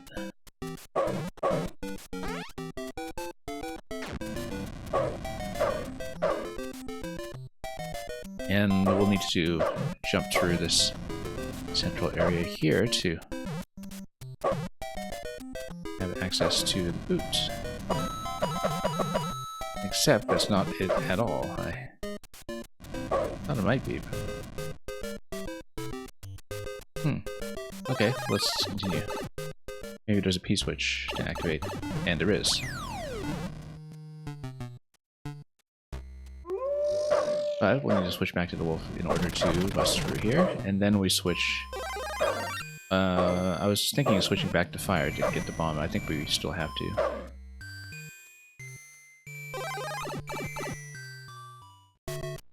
Because if you hit that with a fire flower, the bomb then drops straight down and opens up the ice column.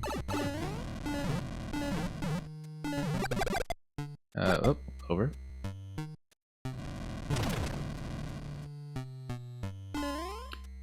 And we do need the wolf to get around to the P-switch. Yeah. Pretty interesting implementation of the central concept of Twilight Princess with the state switching between Wolf and, in this case, just Mario, not Link. But...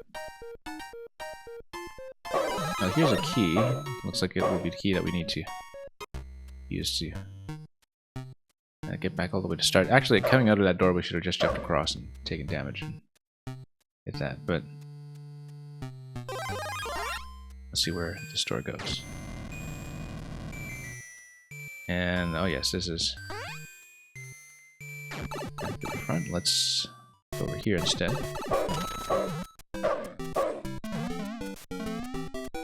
I think we just need to loop back around. Right, because we never did figure out how to get the boot. We needed to hit the P switch and come back here, in fact, to get the boot.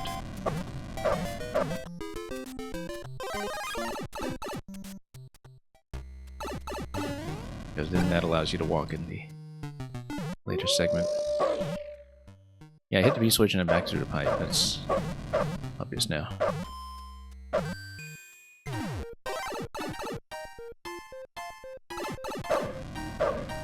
And then we get into the boots. And we'll have a wolf and a boot, which is actually kind of neat to look at. So, alright, now we just go back and proceed through the other door.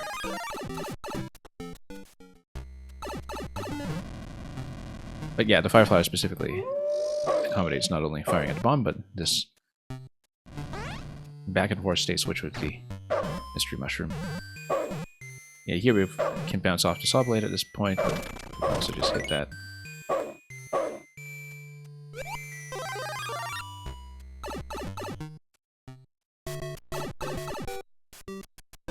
And at this point, we just go back to the entrance.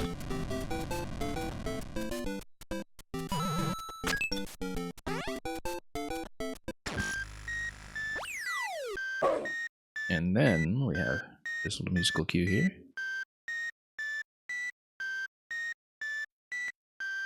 Let's see what this room is all about. Let's, I mean, this will need to be lowered at some point. I don't know if it needs to be now, but I guess we should see what the question block is all about.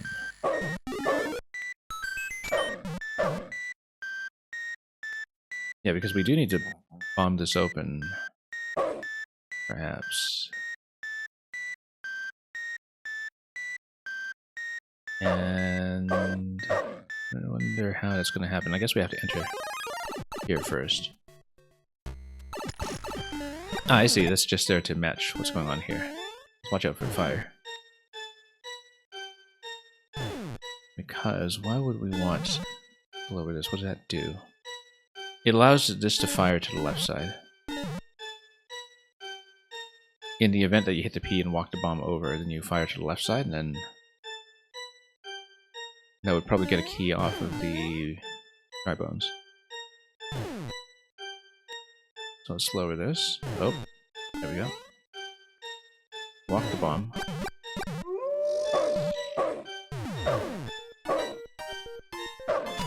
Yeah, obviously that's available as a platform. Oh, we actually do need to... Yeah, we did need to get this guy down in order to blow him up. I didn't think about that boot interaction of stomping him down instead of just bouncing on him indefinitely. Oh, whoops. That's okay. Boot's not strictly necessary here. Yes it is actually, because we do need to stomp him. So let's go back and get it.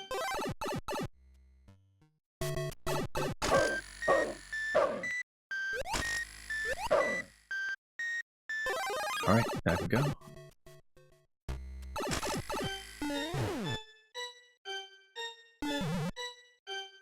Yeah, because we do need to stomp in the bones after ignition.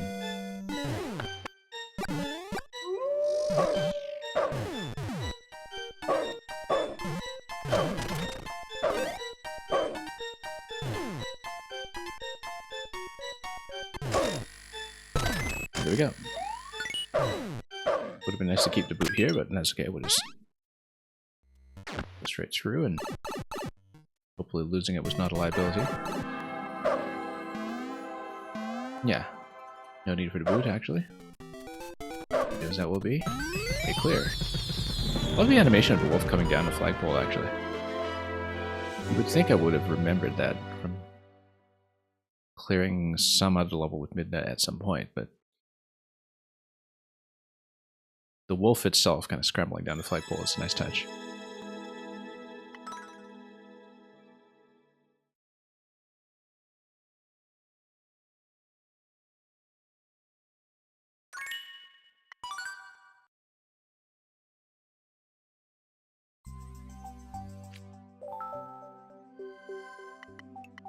Anyway, Samus's Journey and Escape. Look at that, about 60,000 plays in this one. Looks like there might be some music track going on as well, potentially. Let's see what this is all about.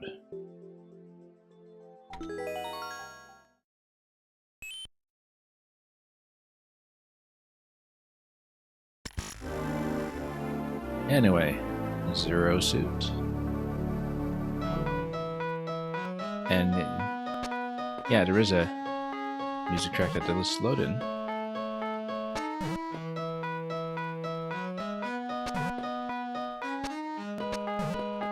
And let's get out.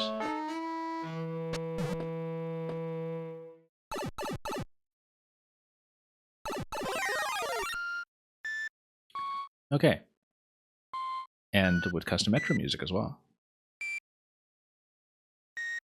Although I don't think this... actually, it is a save station. I was just about to say, well, although it technically isn't a save station. Well, yes, it is. And then we get to do a little miniature puzzle sequence here, except, you know, given that there's a lack of... Oh, I see. Yeah, no, the blaster on the left side here is the reset mechanism because it crushes you for reset at a checkpoint. But if we just pay attention to this, I'm sure the ordering will not be an issue. Anyway, if you lower the bomb, it ignites. It destroys both bricks over here, and then allows the P-switch to come down to this location. You do want something to hit the P-switch. It would probably be the blaster that needs to be loaded. Although, interestingly enough, I mean, it's 2 columns high. I sort of wonder how the blaster will hit this location. Actually, yeah, what needs to happen is the P-switch will get loaded to this location, and then the last thing you do is lower the blaster on top of it to activate it. Which means that this will go first. This will go second. P-switch will get loaded all the way over. The donut block is going to shove it onto the conveyor belts. And at that point, we activate.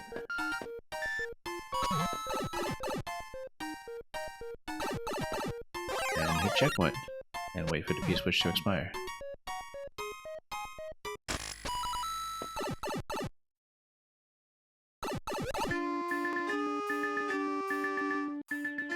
Anyway, we can't really outrun the side of the screen here, so we'll just let the music auto-scroller do its thing.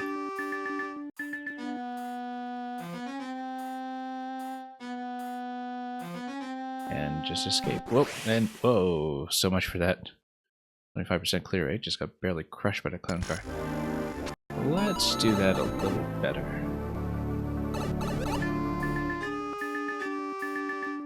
What a trivial thing to lose to. Just letting the clown car get squashed.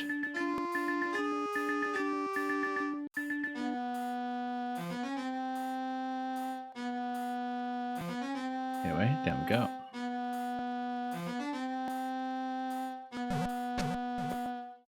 And yeah, everything's telling you to hop out in a timely fashion.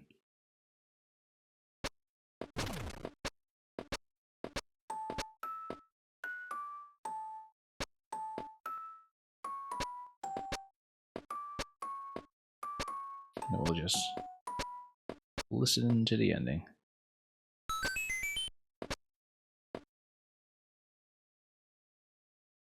And here's the ship.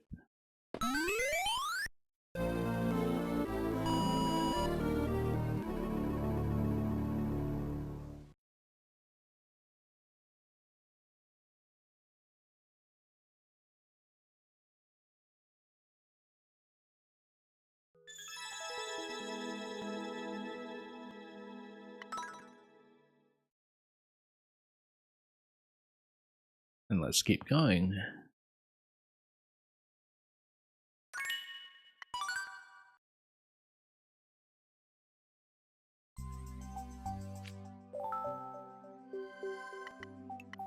Okay, now this is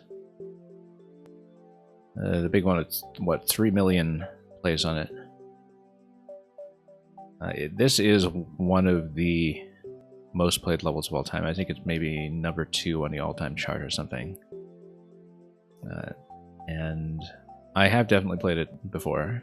We don't have to clear flag on it again because it's been many, many years, and for some reason that data does get lost with time, but this is one of the very, very famous levels, and we can kind of see how some of the interest in amiibo costumes and music loops has built up to it, if it is like what I recall. I kind of wonder if it'll hold up to how I remember it, but it's one of those that I think comes up often even among people who played Maker 1 very casually, because it's quite a memorable experience. So let's see, Mission Impossible by MK8.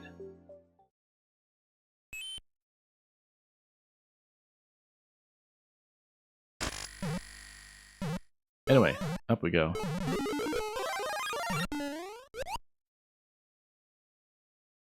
Looks like we'll be entering the tower from the ceiling. And yeah, you get the Mission Impossible music loop here, and then it's essentially kind of a stealth level. Where you'll pick up the amiibo costume and pretend to be a box and just lie in place over here and be totally inconspicuous.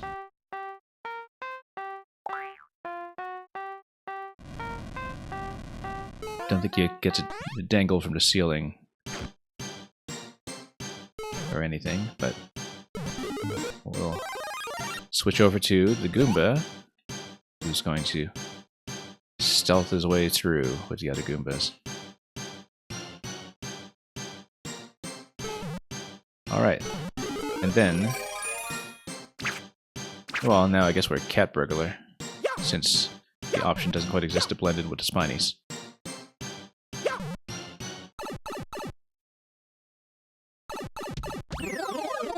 And now we're just Mario, which I guess works out. Yeah, because as soon as we switch into this costume over here... Well, oh, actually, we have fire coming in to detonate all the tracks pretty soon. Right, because now we've put together the squad here. I'm trying to remember which game this is even... Yeah, I think this is Paper Jam, actually. Mario and Luigi Paper Jam, which is kind of like the Mario and Luigi RPG that had some Paper Mario crossover sort of attached to it, which was... It's essentially Mario and Luigi 5, but it's a game that I think was not necessarily all that well known, and then... Yeah, I guess you kind of switch into this big block Mario Kart here as well. Yeah, because the Mario and Luigi Studio, of course, Alpha Dream, has since closed and didn't survive to transition into the Switch era. But I'd never played Paper Jam myself. I think I'd really kind of fallen off of Mario and Luigi series before that, and I think that was very commonly the case for a lot of people late in the life of the 3DS. Anyway, switching to the cart here isn't going to help us get anywhere. That's okay. Who will we switch into this time? Yeah, we just return to this team.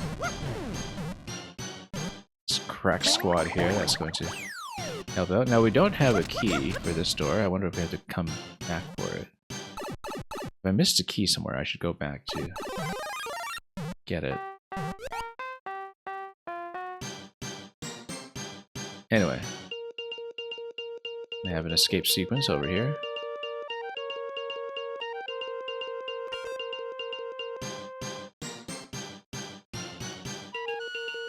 And down we go. And we're going to get crushed. This is exactly the kind of jump out of the clown car sequence that we totally flubbed earlier on as well. Yeah, I wonder what this key door was all about. I didn't realize I missed a key, but that's something worth checking on an additional pass, perhaps.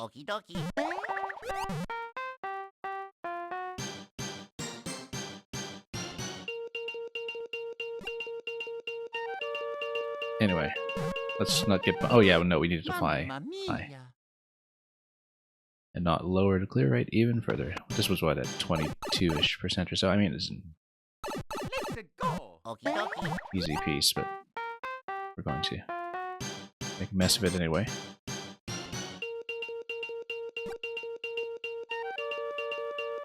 Yeah, and so this effectively is just a music auto-scroller segment, but has a playable escape sequence as well.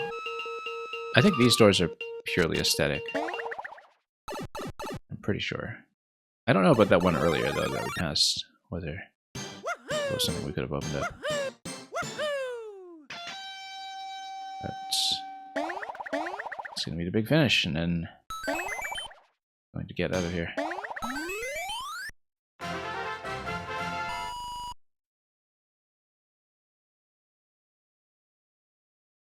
Yeah, justly one of the most famous Mystery Mushroom costume levels, I think. Quite a treat to return to it.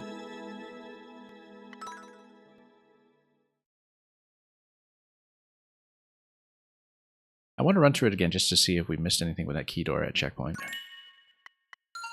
Because I wasn't really even paying attention to it as a possibility. And I don't know because, I mean, we could always check in the editor afterwards, but I do want to explore it organically.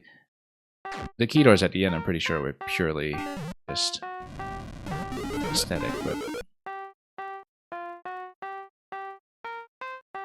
we'll go through it again since it's quick. Just to make sure I didn't miss something with any question block along the way that could have been activated.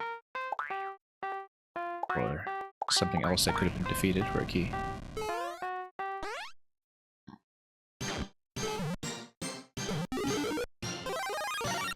Anyway, Goombas galore.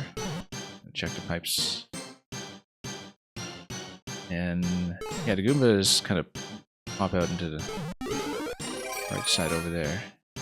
And I think that just dispenses them so they can keep going with the pipe spawn, so they... Oh, was it that door that... Hang on just a minute.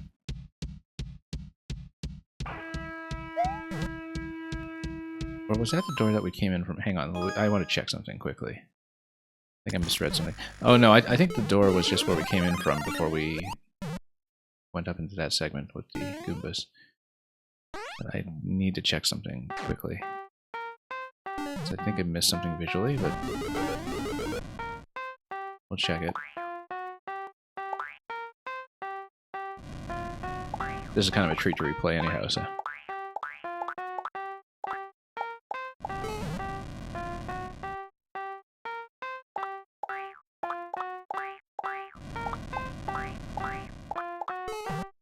Too irresistible to just tap along with the music. Anyway. Yeah, okay, no, this door, there's no particular reason to loop back to it, I don't think. No.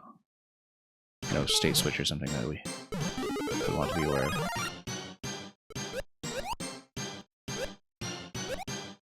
The counterintuitive thing is that holding up on the Goomba lets it look like it's ducking into that squash animation.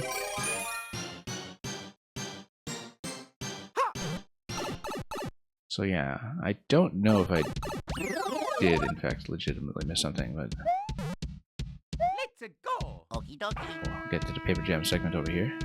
I wonder if there was something on the right side. Because what is that right column even for, unless it's just... matching something else?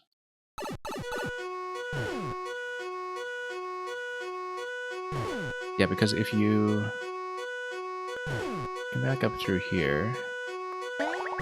Yeah, because it's kind of equivalent to the earlier layout, is what it is. It's meant to feel like you're reversing through the same space. Because if you remember the Goomba room earlier, this is actually built to be very visually similar, if not close to identical. Like you've gone back to the same room but set off the alarms. It's the intended illusion.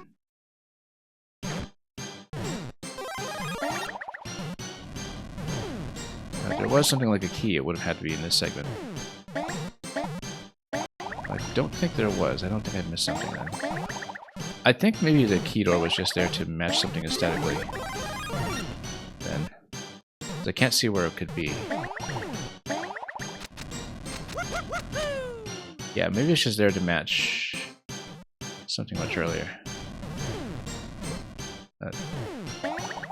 Okay, this maybe is nothing. But there was the key out here. Yeah, no, that's just matching the initial entrance, I think. As you get into this level from the start. In theory, a key could have been hidden in the big Koopas and blocks they could have destroyed. Yeah.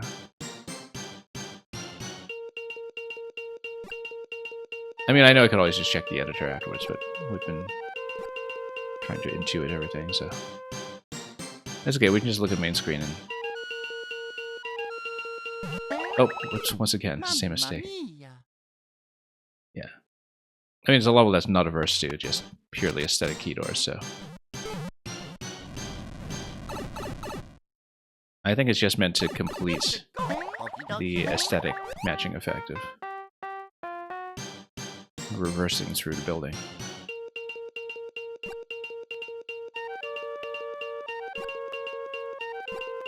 Anyway, let's fly out of here and continue. And yeah, jump out nice and early. And exit.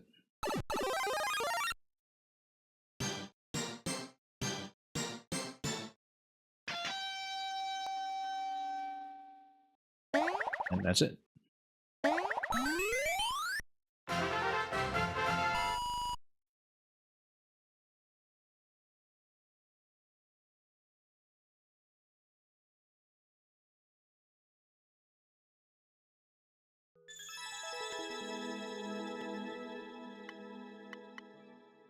Okay.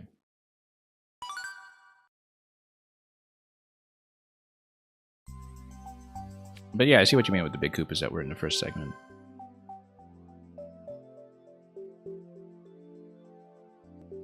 But yeah, no, looking at it, it's just there to match the original entry door as you get into the building. I'm pretty sure. Because when you first enter, as you can kind of see from the first tower to the right here, the pipe that you eventually exit through past checkpoint 1 is blocked. But you do enter through the door.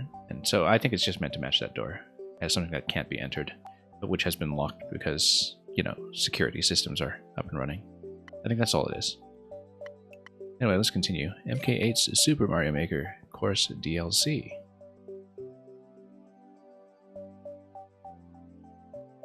Let's see what this entails.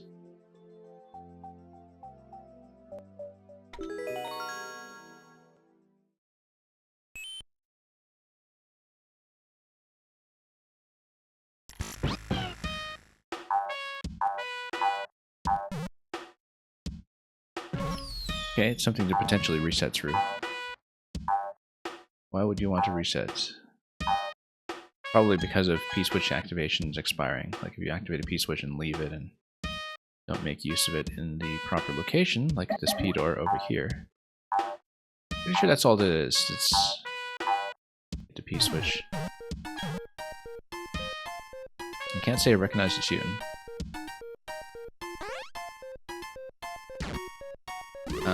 Alright, he's just gonna disappear here.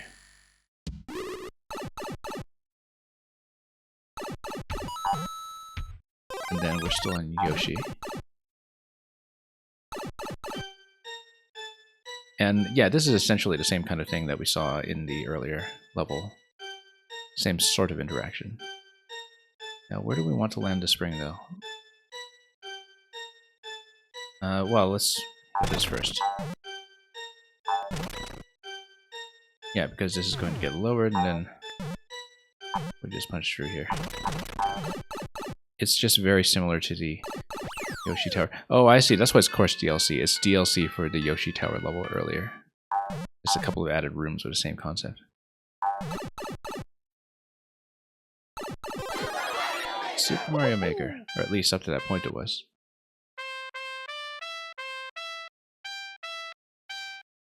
Oh, this is the Super Mario Maker theme. That's what it is. And the mole here is just going to sit here and ask us to make a choice. Let's go left or right. 3 coins. So beginning with Donkey Kong. And yeah, it's going to be a DK vine climb with DK music.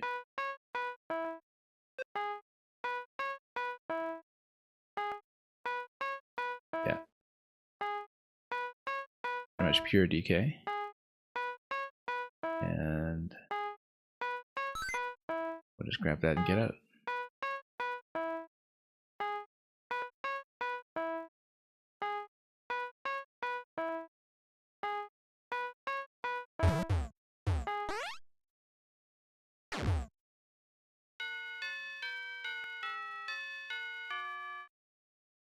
Alright, now let's head back. I was trying to place that chime when listening to it a second time too.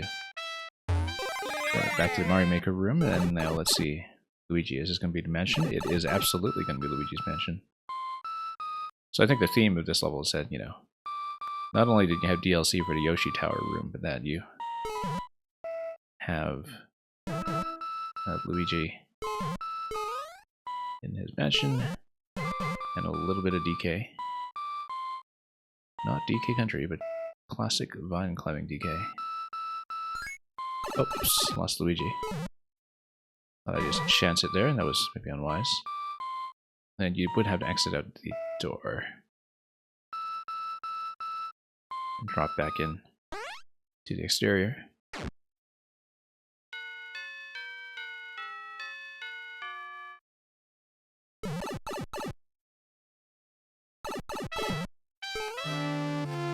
And we're gonna have Metroid for this one.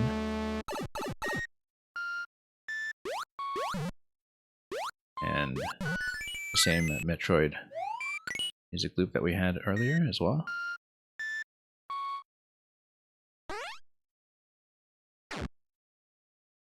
And now we needlessly take a key death, probably, by going for something like this one up. Oh, I nearly did it. Actually, no, you just fall down off the donut block and then you would come back up. Without trouble, you would think. Yeah, so, nothing over here. Let's open this up. You know, this blaster plus ice block, this looks awfully suspicious, but perhaps nothing. Now, why would you want to pop that? Oh, okay. Ah, and then... Well, let's get in here and see what awaits us. Yeah, this is Mission Impossible DLC, so...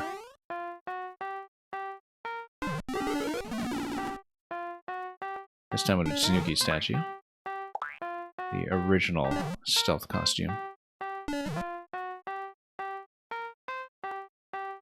Yeah, kind of a variety pack course that's references to a whole bunch of the other courses. We didn't see a Luigi's Mansion or a DK level prior to this one, and I wonder if maybe they were levels that were once on this profile but were removed for revision. Because it seems like the overall theme otherwise is pretty closely linked to existing levels that had been made. Anyway, let's, you know, fight Bowser the good old way.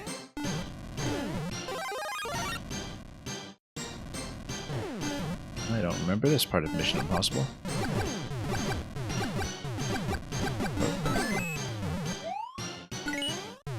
But we're going to take the costume just to see what it is, and it's going to be Midna. An amiibo we already know he probably owns, well, a costume that we know he owns. In the mystery palette, and there we go, that's the clear. Yeah, quite a packed level.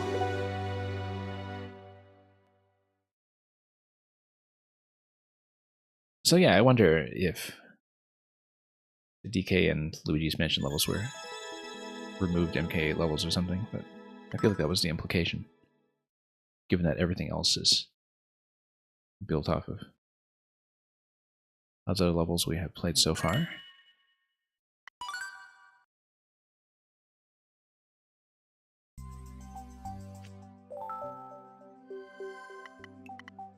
Groundhog Day.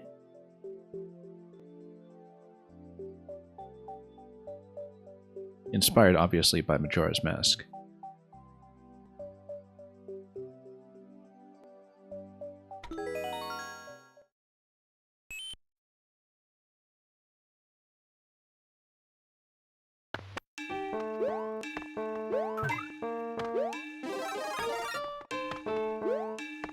Anyway, we'll take everything we can. Oh, no, that was a bad idea.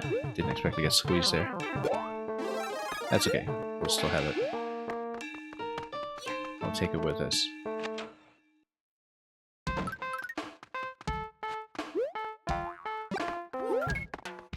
We can trade up with items.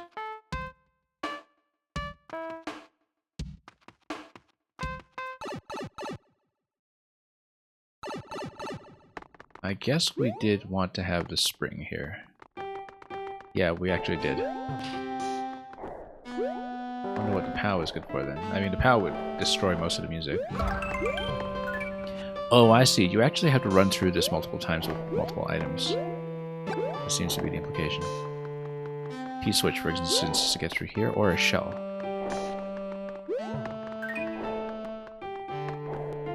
And you'd have to carry a shell through with you, instead of just using it as a helmet.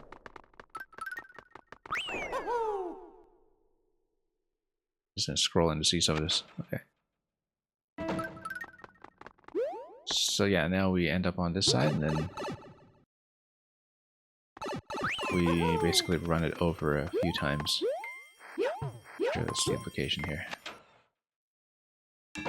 Wake up at the start, and then this one, yeah, we can take the shell for one segment, we can take the spring for another. And that is what will eventually get me through. Shell jump? No. No, that'll be able to spring, obviously.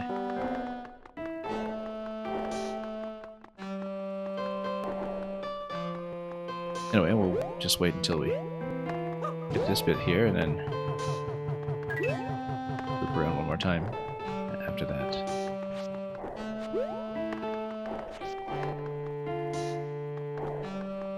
And then that will get us to the key.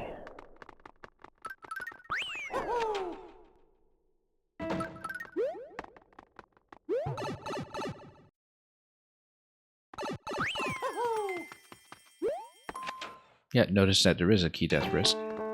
But again, early on in MK1, we really didn't see the safety coin standardized as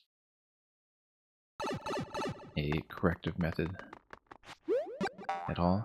The profile we saw earlier, Manchofu, did have safety coins, but that was actually comparatively unusual for many of the levels from circa 2016 that we had played up to this point from various other makers.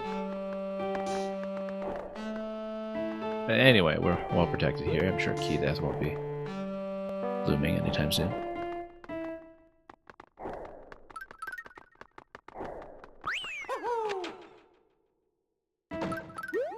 And up we go.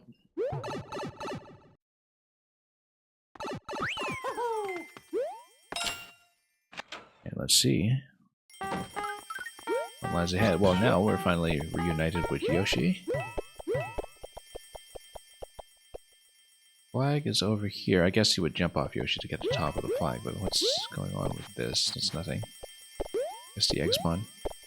Oh, right, and then you wake up in your bed, and finally get to the point where you get the moral satisfaction of seeing the checkpoint. And you get to ride Yoshi out of there too, which is very convenient.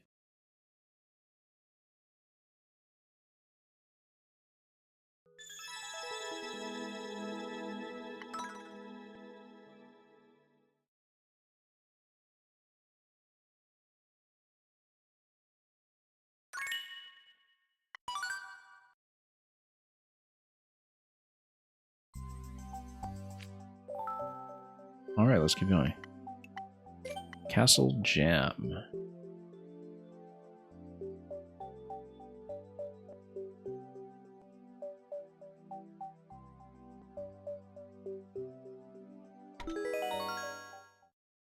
just how jammed up will this be? Let's find out.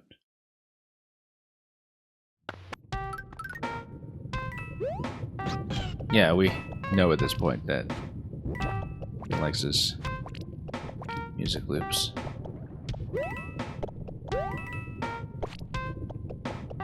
And, okay, there we go.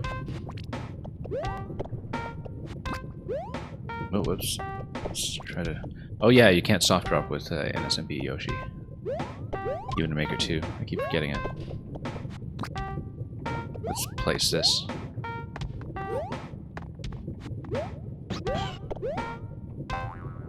Yeah, this is a very recognizable riff, of course. For those of you who know your classic rock.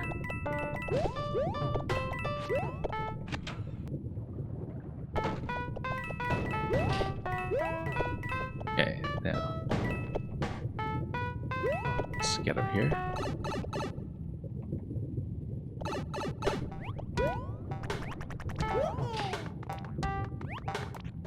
We'll hit checkpoint here, and then oh, yeah, and then this is just a sort of mild survival bit. We just don't get stun locked. Get out as soon as we can, and now we fly out.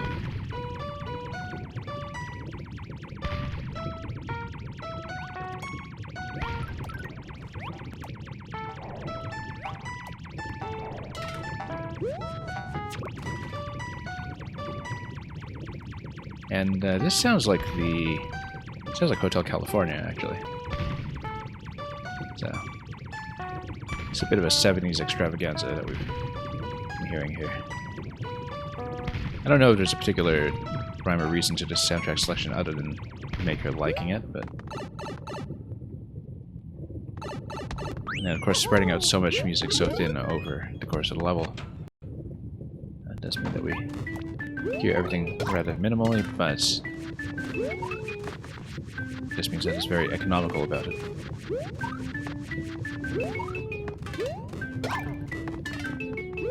More or less a standard junior fight, so we just need to dance around and take it as an excuse to listen to the music for a bit.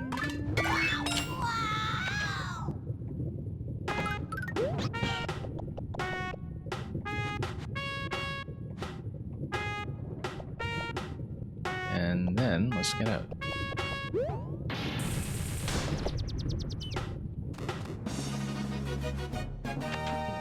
Mario number 1! Woohoo!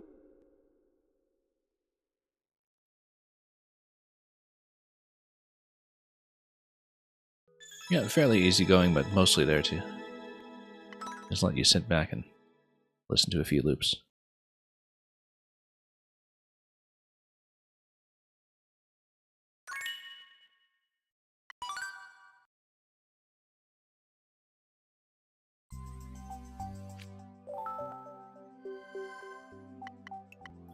Peach's Room Getaway.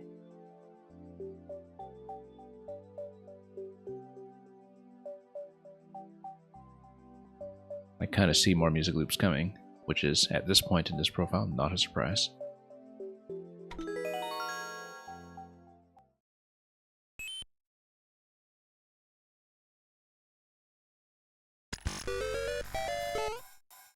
Not long now, incidentally, until Princess Peach Showtime.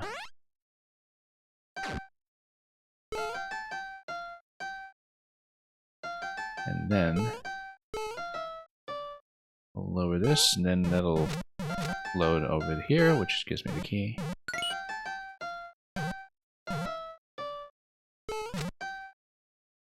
Yeah, we'll kind of want to fall in. Oh, actually, no, there's probably not even a semi-solid on top. We'll just fall in on top of the door.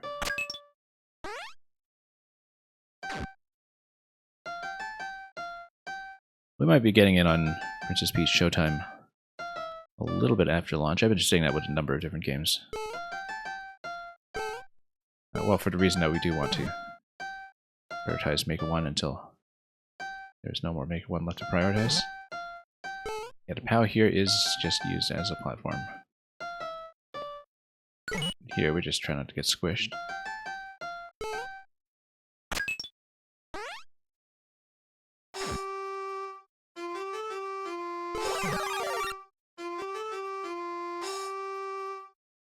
And I guess here we should just expect to pipe.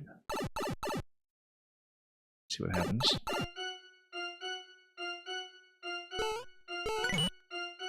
And we do need to have this platform available in the center to proceed.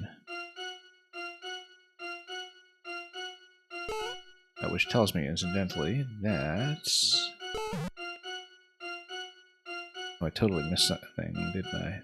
Oh no, the cloud, yeah. We just go through the cloud. Wonder what's going on with that bomb in this room. Something to unlock later.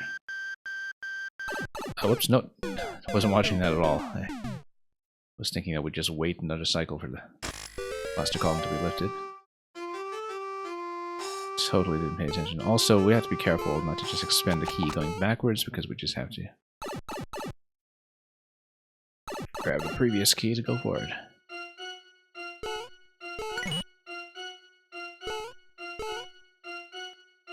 Yeah, just ride it across the cloud and... Wait a minute, then... What do we do there? Oh, we switched to Cat Peach. Right, there's a bit of a state switch here where we can't proceed through there just yet. Wonder... Okay, that's what it is.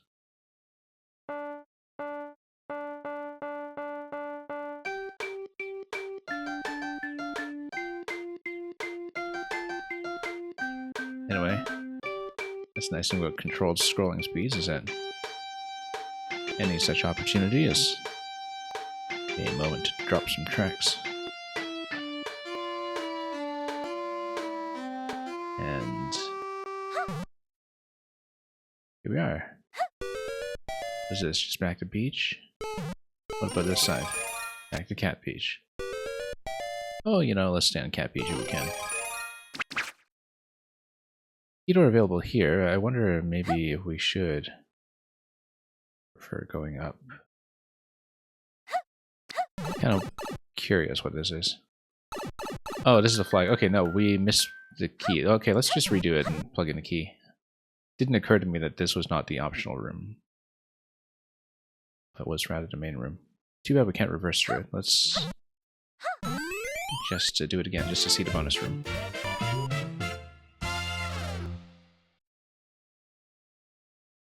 Didn't seem like getting the key was anything special, and so I thought maybe that was the required path or something. That's okay, we'll redo.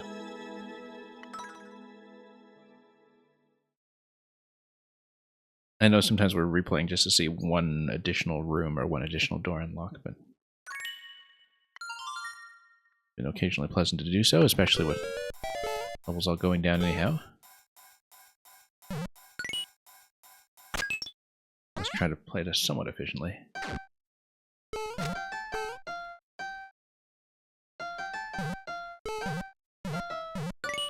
Anyway.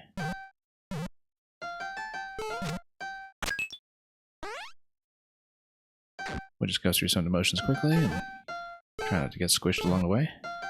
I try not to get squished along the way, that's exactly what I said. That's alright.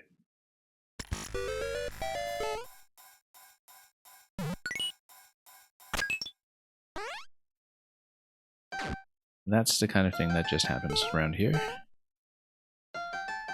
All too often.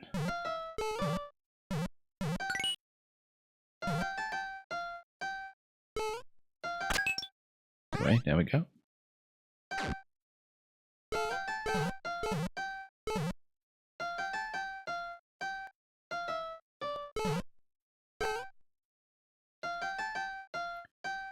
Let's get over here.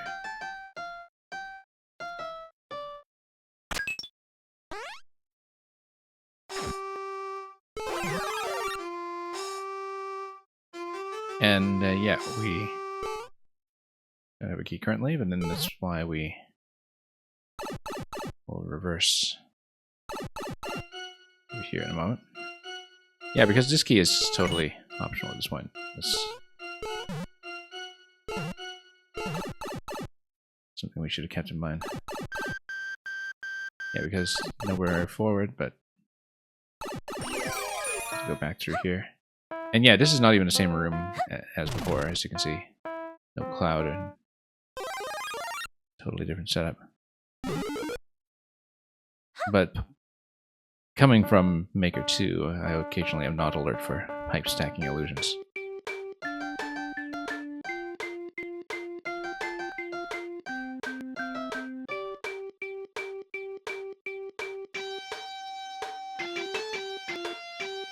Anyway, let's continue this way.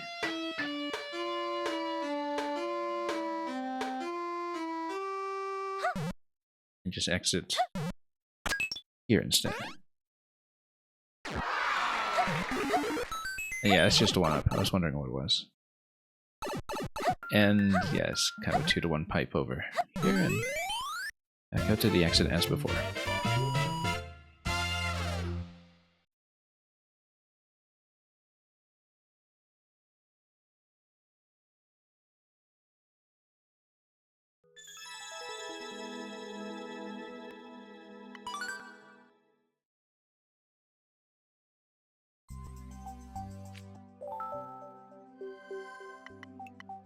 Musical Boss Rush.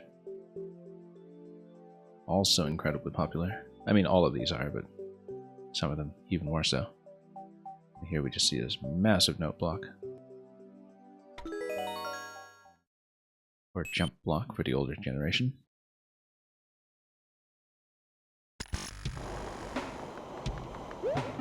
Let's grab the shroom.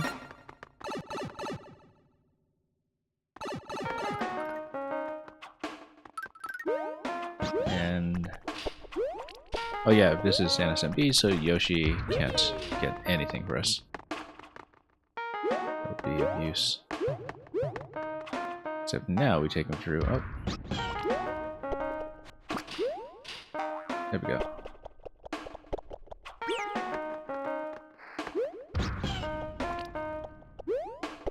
Except we would need to grab the hammers and throw them back at this point. There we go.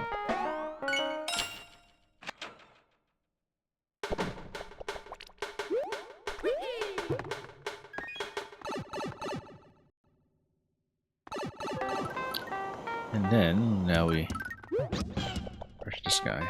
Or rather, we need to ignite the bombs. But only after we get the crush over here. No, that's okay. Once it wakes up, we'll bomb it out of the way.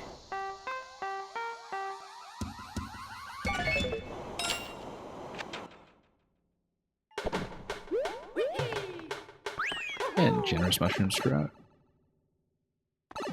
including a redundant one there for those spawning at checkpoint. Whoop. Hang on. Made a bit of a mess out of this one.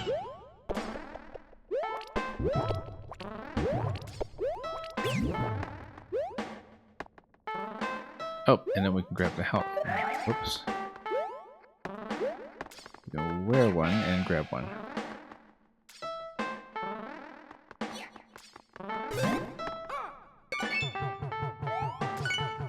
And unfortunately, having it still there means we can't grab another one for a helmet. Since we've taken damage in, otherwise we would have been able to keep the helmet up to this point, as far as I can tell.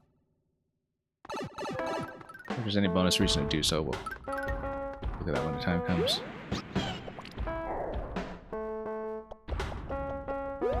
And then, yeah, this we just need to chip him down very slowly.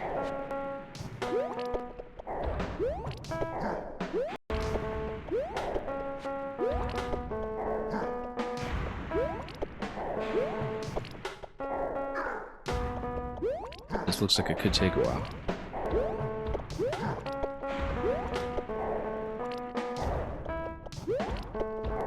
But more time to listen to the loop, I guess. Which is the whole point.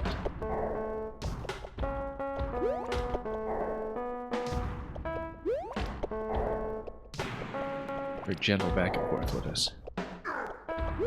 On either side. And we'll miss entirely too often.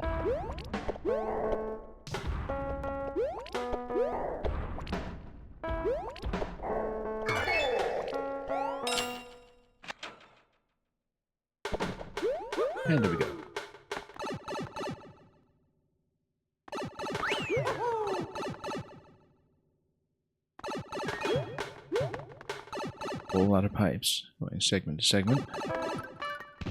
And then, I guess this is also going to be a method. We'll probably activating that swamp, in fact.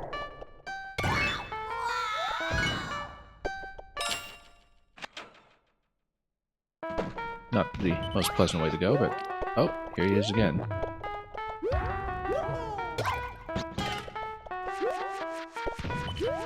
Oop.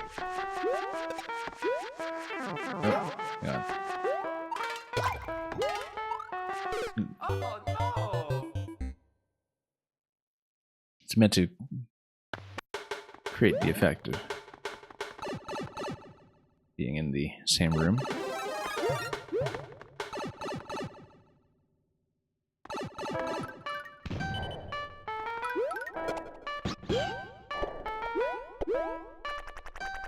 Anyway, here we go.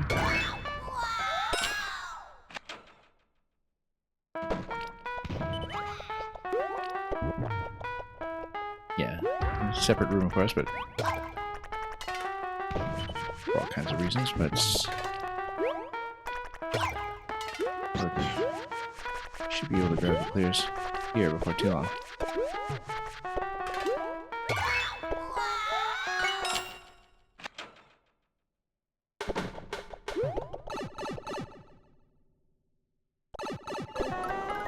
And that's it.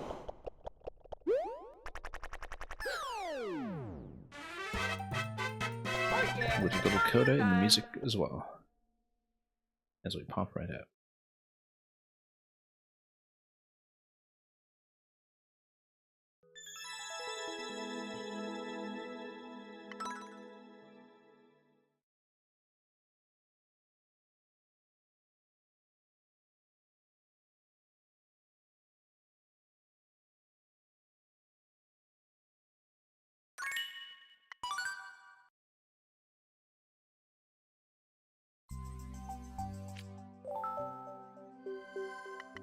Next up we have the story of Mario and Yoshi. Something tells me it's going to involve dropping Yoshi into a pit somewhere, but we'll see. Because what other story is there, after all? Oh. One day, Yoshi found himself chased by a chain chomp, and running for safety and hiding in his little panic room behind the blaster.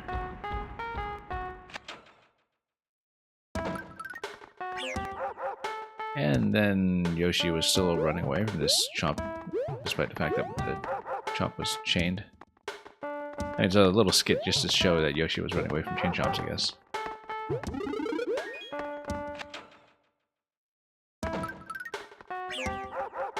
And Yoshi was still running away. Now there were fire bars added into the mix. The idea was that perhaps Mario was steadily making his way across all these traps. Yoshi was much in the same condition until, of course, you get to the point where you hit the P switch and then Yoshi come down. And Yoshi will, of course, be able to open the bomb gate after that.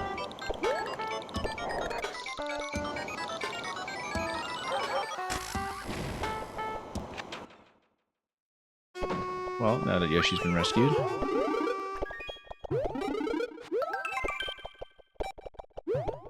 let's continue. Okay, well, the escape appears to have been short-lived. Being able to sit on Yoshi accurately from time to time would be helpful.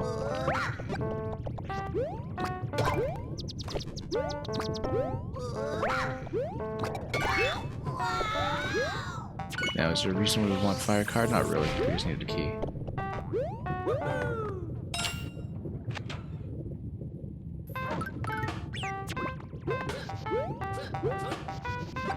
And I guess here we want Yoshi to ignite the bomb for us. We do need to position him a little bit better.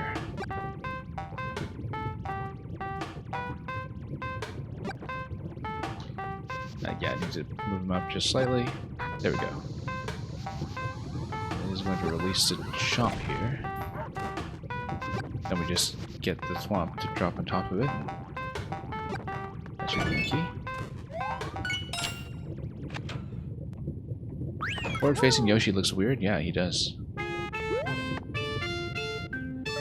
Oh, and we even get the athletic music from Yoshi's Island as the finisher here.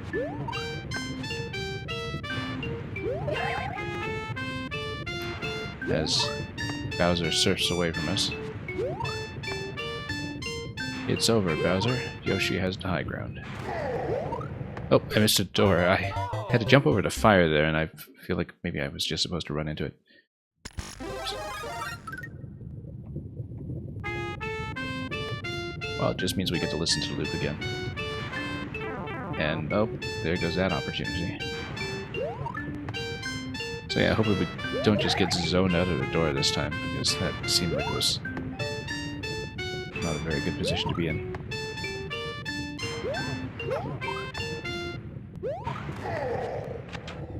Yeah, had to lead the shot up a little higher first, perhaps. I like how the upper door sort of implies that that's the door that Yoshi drops in from.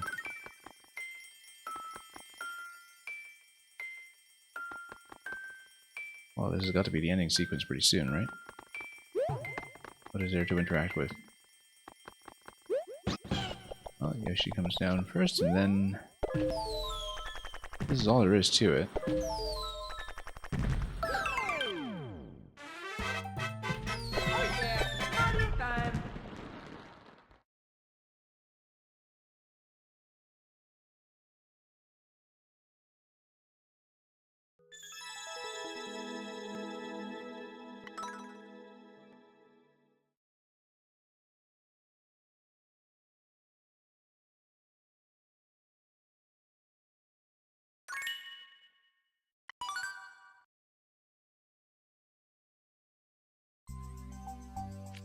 Anyway, let's keep going. Passport to Hyrule. Let's see which Zelda mystery mushroom costume. Oh no, it's SMBU. There is no mystery mushroom costume. Well, there will be music, I'm sure.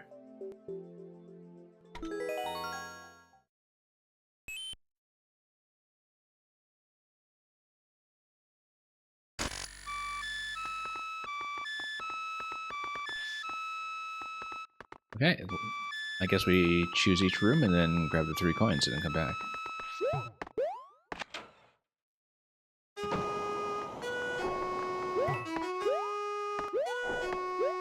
Anyway, we'll play Zelda's Lullaby here in the bedroom in the house, perhaps. And... oh, I see. This is just a checkpoint room. But we get to listen to Binda's theme from Twilight Princess while we're at it.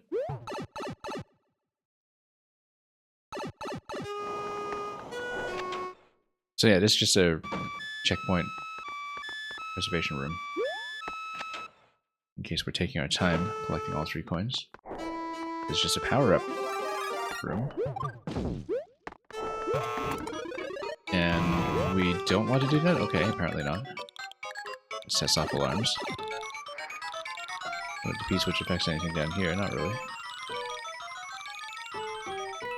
Once we collect this, if we loop around the same location, we could come in here with the P-switch state. What it is? Oh, I see. Okay, so this cloud is a save room because, you know, it's a cloud save. Mushroom is a power-up room. This maybe gives you an item to work with. Yeah, it totally is.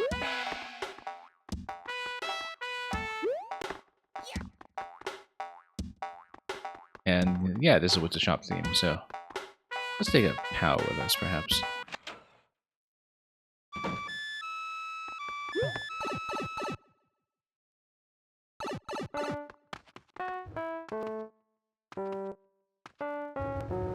And I guess we have our selection of dungeons. Let's start with whether it's ice or water, we'll find out. And okay, we would need to unstack 2 munchers though. But then, no, that's okay. We just bumped this. Well, we just bumped the second one up, so. Yeah, basically for each segment you would need to know which item combination you want, perhaps.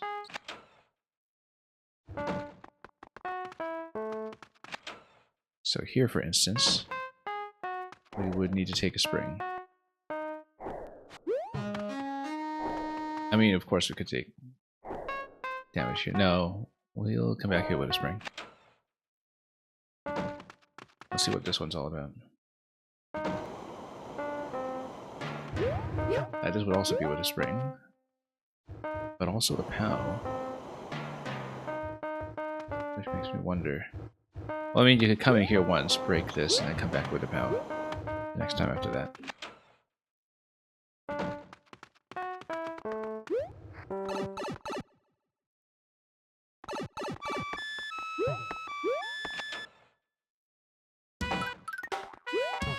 So we'll just take each of these key items from the shop. Structurally, kind of reminiscent of A Link Between Worlds, in fact, where you just rotate back to the shop for key items in a non-linear fashion. Oh yeah, okay, and we need to be small for this. I didn't realize. Didn't even look at that. That's okay. I mean, we can take damage for all that. But let's just do this first so we can break things accordingly.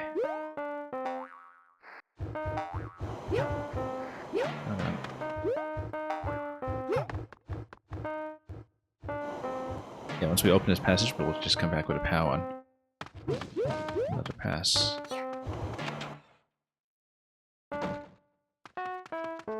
Okay, here we'll just take damage and... Oh, but that is a problem because...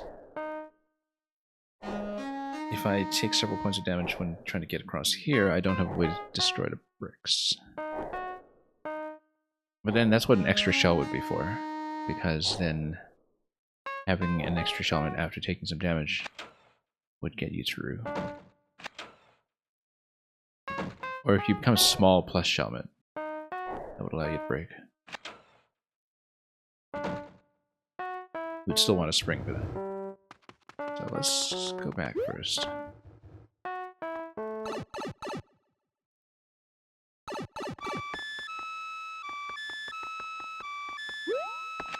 And that's why there is a repeatable save room as well, just in case you're taking your sweet time with this. And yeah, you can take a little bit of damage here. Very. Who's here again? Oh, right, yeah. Yeah. We've been there.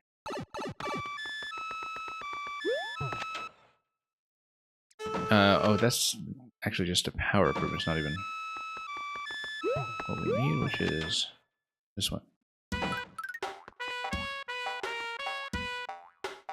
Yeah, so we'll do the POW segment first. And basically we want to be small plus helmet after that.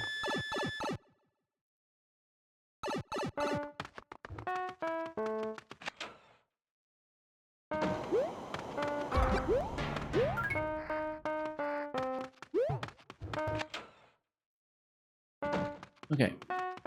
Simple enough. I'm just kind of wondering if anything was traversal here, but apparently not.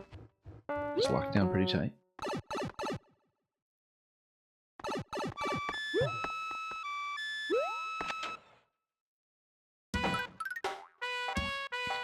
Yeah, again, we need to take some damage and peel everything off.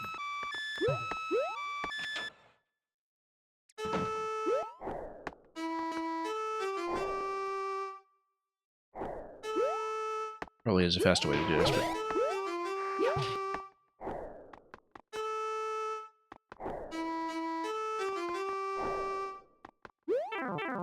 yeah, we'll just take one more hit.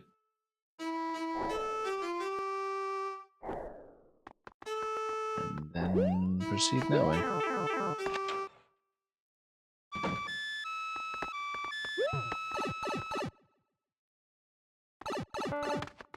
Oh, we need to get all the relevant items, of course. Let's not forget.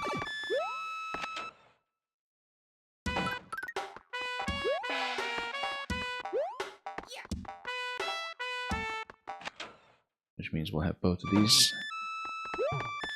available.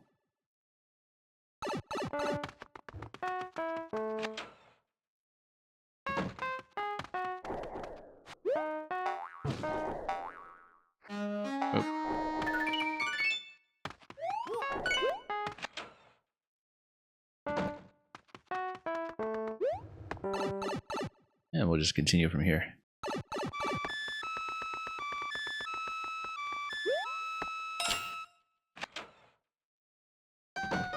And that's it. Success chime. Oh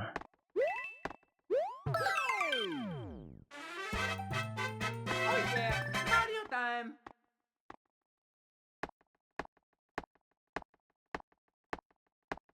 Just hopping with satisfaction at the end.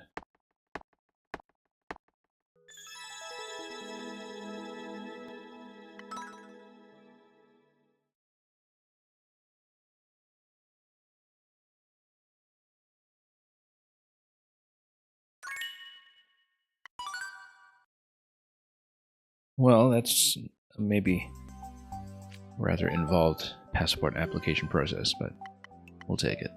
Bring them to life. As we get later into 2017.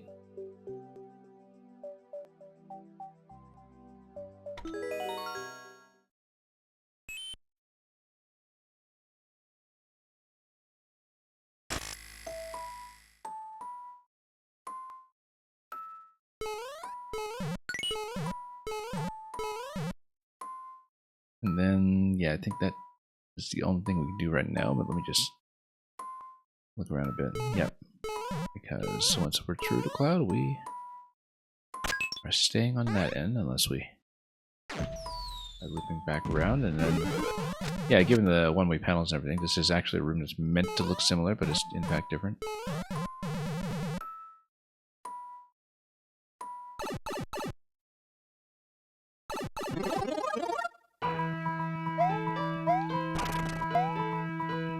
But yeah, the placement of the first key door on the lower level, on tile left, it looks like it was not just reachable by conventional means, it was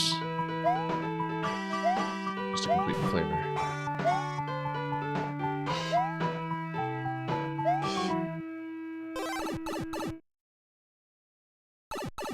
Well, we brought something to life, and then, yeah, we're back into this room now. Except now it's a boo.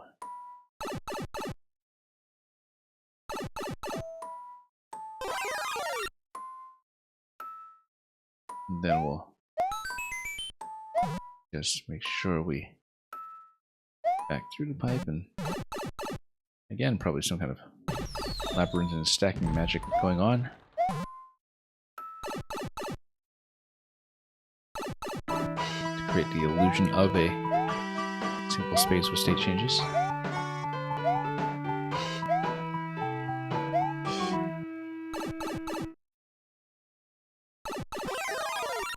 And here we go with checkpoint once again, so let's continue. Okay, that's actually relatively trivial by the looks of it. Good thing. You need to find an accessible key door though. Like this one.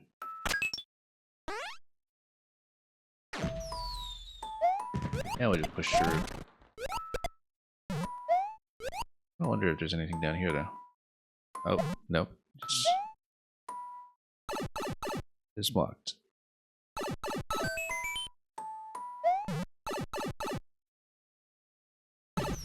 And the supply.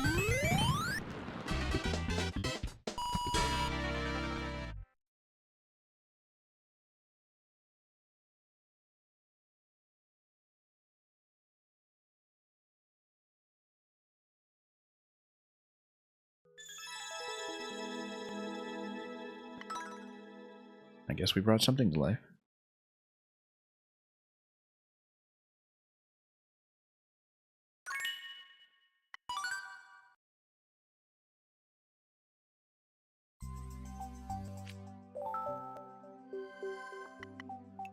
Mario Mixer.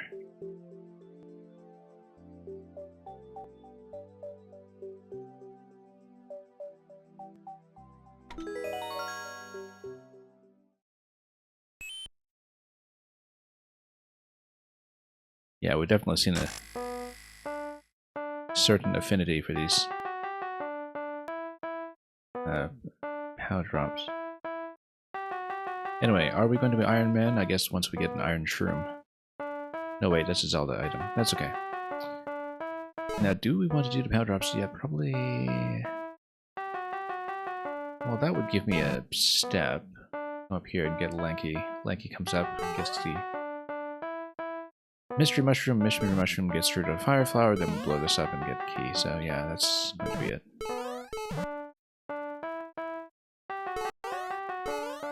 I mean, this order is essentially forced. There's nothing else you can do, so...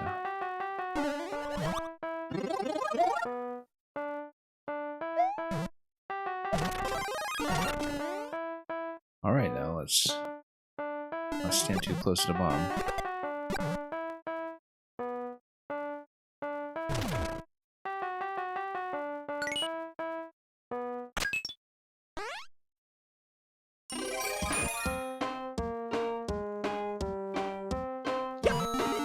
The road jack, probably. Well, I mean, it's the descending pattern that's...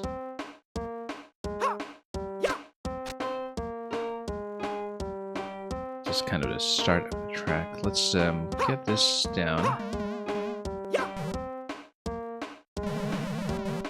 Load it to the left and jump away up.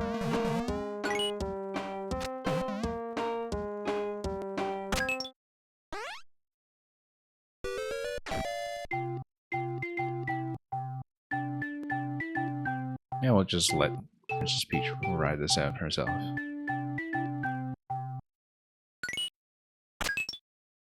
And she'll just have an easy time of it. But here we are in Luigi's Mansion. We'll want to jump on some of these note blocks as they come. Oops, totally missed it. It's okay, we'll have more chances.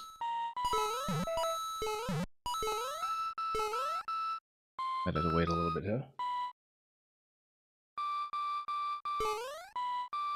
Do we? There we go. Glad that little overlap worked out, and then let's not get crushed. I'll just wait for the next cycle.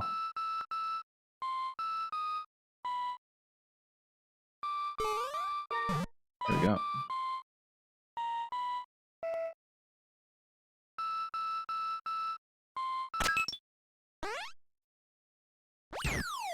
And here's checkpoints. And here's the DK segment. Yeah, a bit of a music variety show like some of the ones that we'd seen previously, including the one that also had the DK and Luigi's Mansion segments. Before.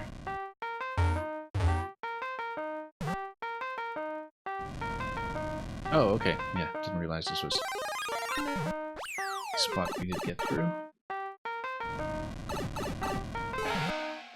Alright, so much for the DK room. Oh, I didn't even see what I said at the beginning.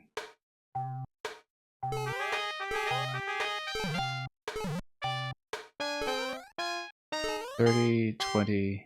I guess we're just dashing way through.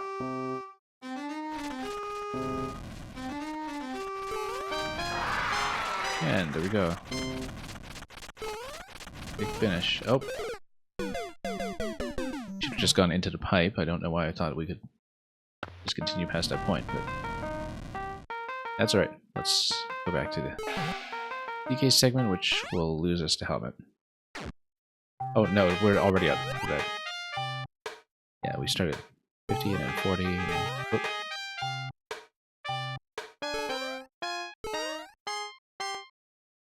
Mindful of Junior here. Oh, no. Yeah, no room to get up there, so let's just continue and grab the flag.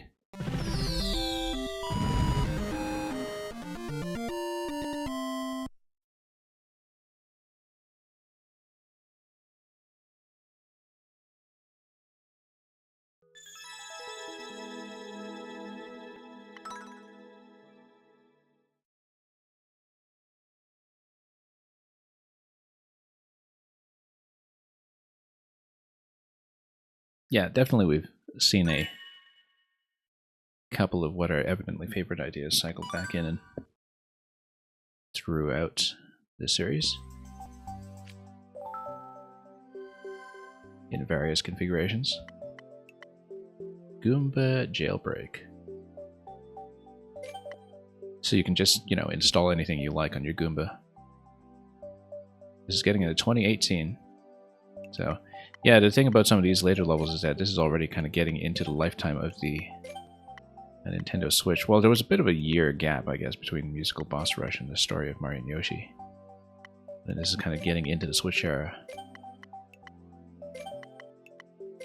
Although, of course, quite a long ways from what would eventually be the Mario Maker 2 era, which begins in 2019.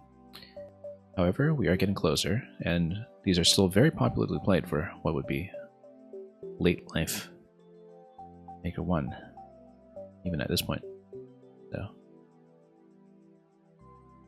yeah, definitely one of the more active accounts, I think, getting into the later period among the ones that we've browsed so far, because a lot of Maker 1 that was seen tends to be bunched up around 2016 in the sort of first year of the game maturing. But let's see what this is.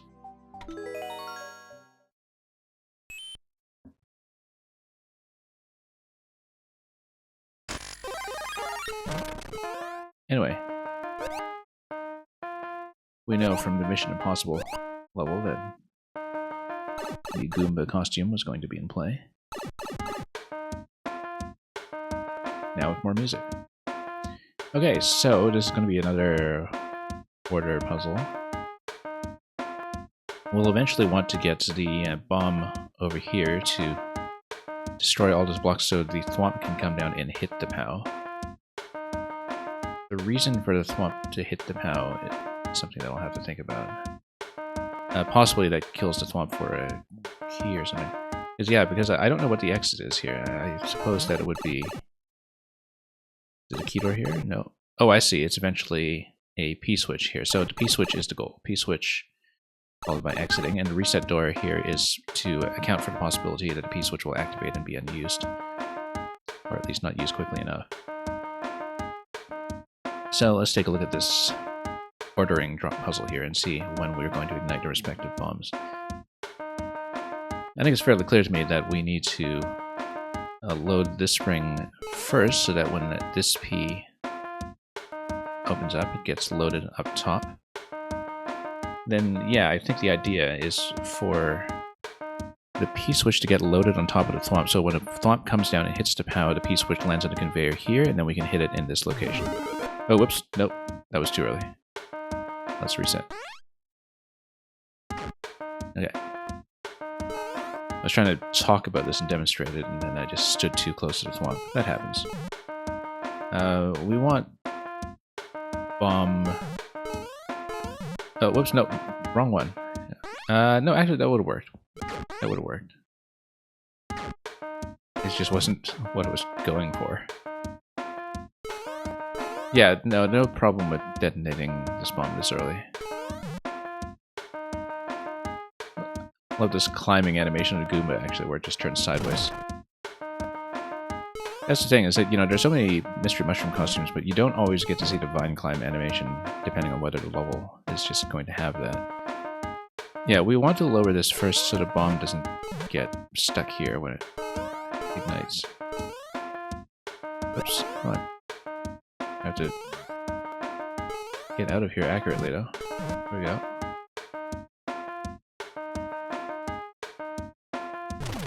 We load the P on top of the thwomp. And then drop the thwomp after that. A little spring bump here is going to accelerate things, and then step on it and get out. Oh. Yeah, we did need to see how the exit was going to work. Coming back up. And then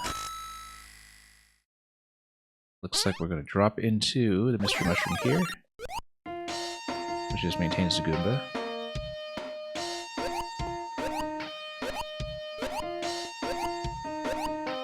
Might as well rock out to it while we can.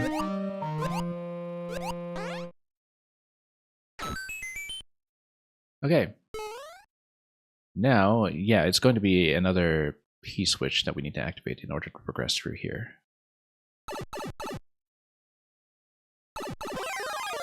Oh. It's a bit of a cooperative segment. Oh, no, we needed to escort the Goomba across, I think, and we missed it. A bit slow. So we'll need to redo it for sure. But the dual Goomba idea here, of course, strongly resembles the dual Koopa concept that we saw from Waryutsu and from Lentis. But yeah, we just need to be quick about it enough that we're able to send the Goomba over to the P-switch activation. And we'll even get a music loop to keep us company here. We'll just not let the Goomba get deflected. Yeah, we'll let it walk across the swamp instead of dropping through it. And that allows us to progress through here. I wonder if there's a reason why we might want to hit any of these. Not really. Oh, that's the axe over there. But then... what's this pipe for then? Purely aesthetic? I guess so. I was kind of wondering about that.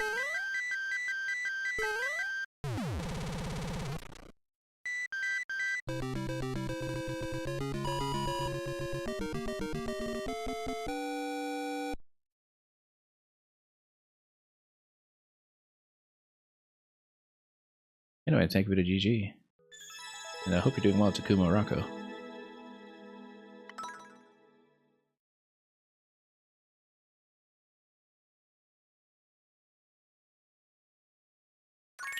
Let's continue.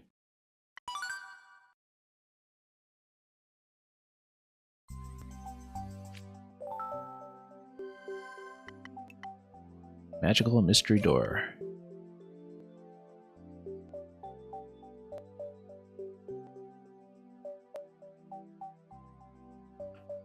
Well, looks like Kamek here is going to be up to some nonsense. And what exactly, we'll find out.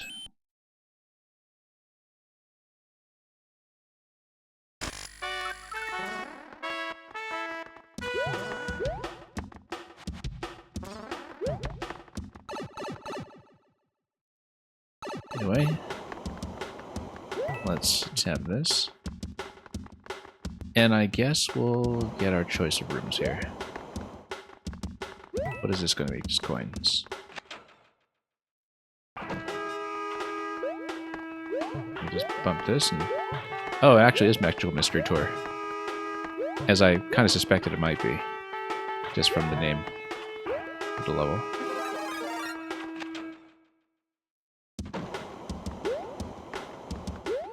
I guess it's one door for each beetle. Perhaps.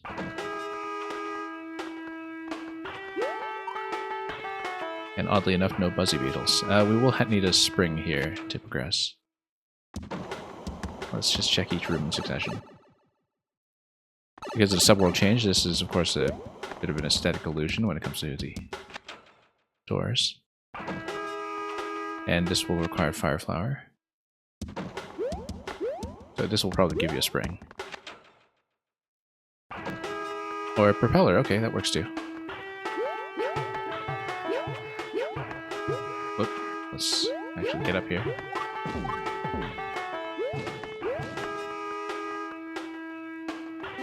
Alright, propeller is going to get us over to Fire Flower. And this will probably just match nicely.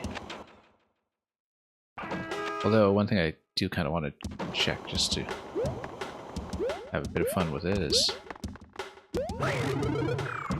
this. See? Glad I checked. That's why we always check such things. And yeah, pipe stack, you can kind of see it in the background that there's a pipe stack going on to make that a one-way.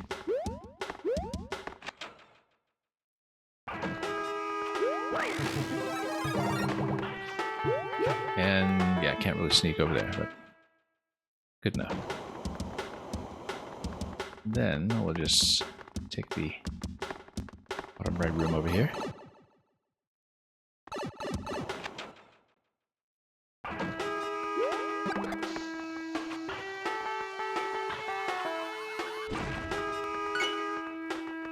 And then we'll get out on this side.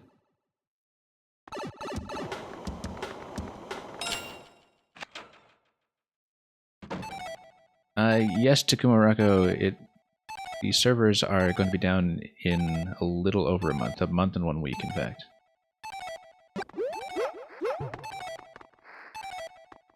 Which is why we're cramming so much. Alright, I guess we would need some object to grab that. We'll find out what. And yeah, so this is finally a Beetles level, with at least one Buzzy Beetle. And I guess we just have to survive long enough to take down each of the munchers on the stack.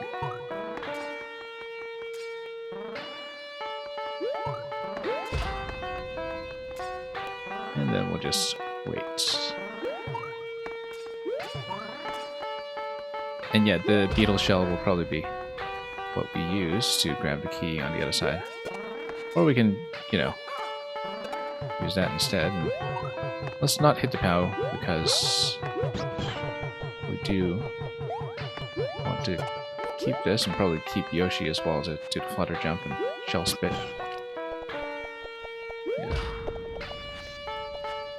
Oh, no, you can't actually come through here. Okay, I guess maybe we have to exit through this pipe. Yeah, it would be with the flutter.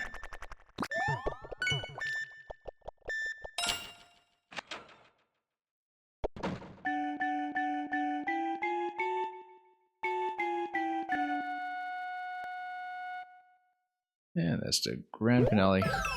And we're totally boxed in up to the flagpole, so not much room to move from there.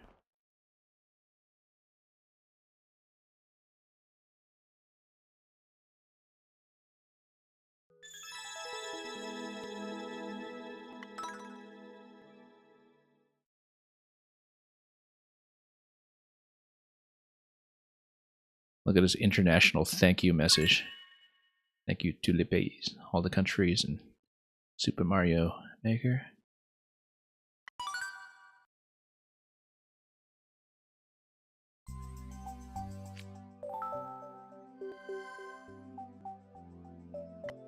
World record on this one by Dynasty. That's somebody we recognize too.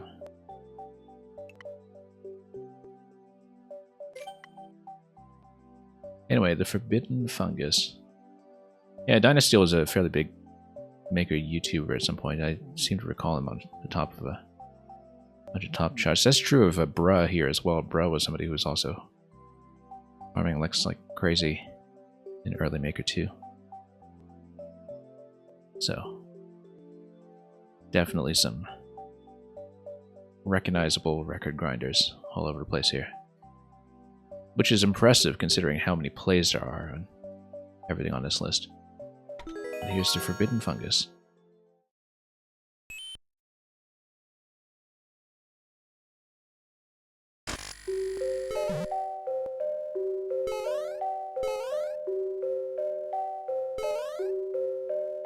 And, well, we want to drop onto that door, obviously, but well. I guess maybe the Forbidden Fungus is the lanky mushroom. Maybe.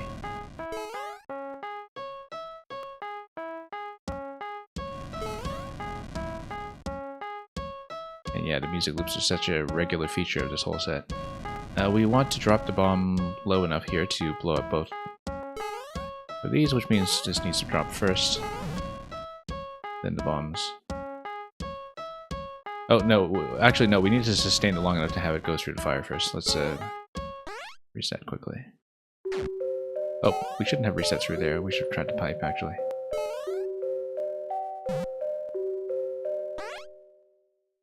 I wonder if it is just a reset pipe. I think it is. Yeah, reset pipe. So yeah, ignite the bomb first, then send it down. bit complacent about that, given all the bomb drops through Podoboos and earlier levels in the set that were structured like this.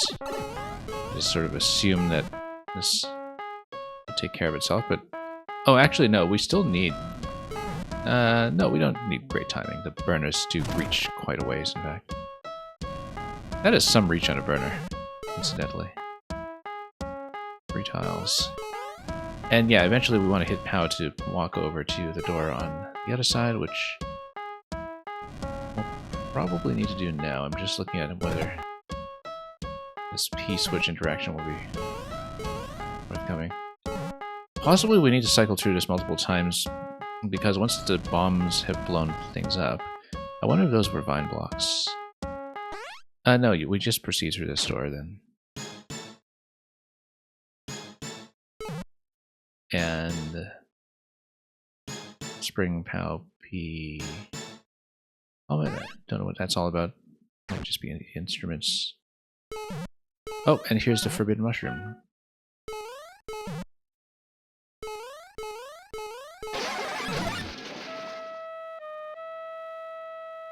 Love the little music trigger that comes with that.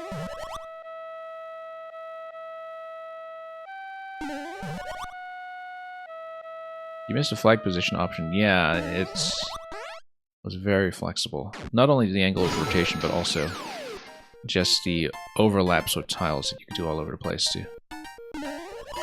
Also do things like split checkpoint trickery. I guess we should check all the pipes. Whoops. Oh, we got the right one. Unfortunately, the mushroom is forbidden, so...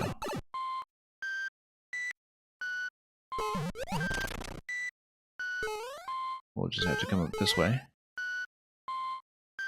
And yeah, we actually do need to survive with Lanky then to...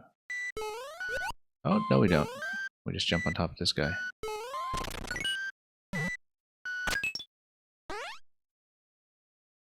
Pokemon, are you talking about music? I'm not sure. I don't know my Pokemon music well enough to say.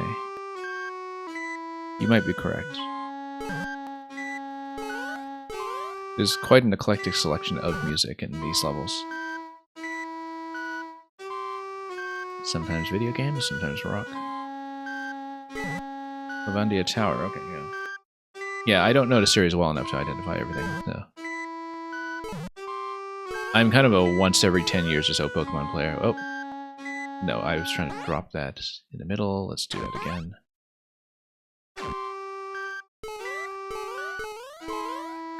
Nope. Let's be a little more accurate.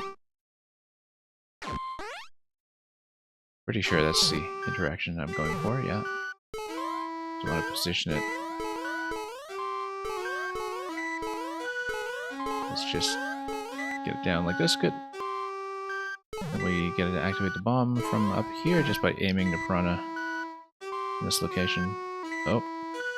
Let's angle it down slightly, there we go. Then we try not to get shot by fire on the way over.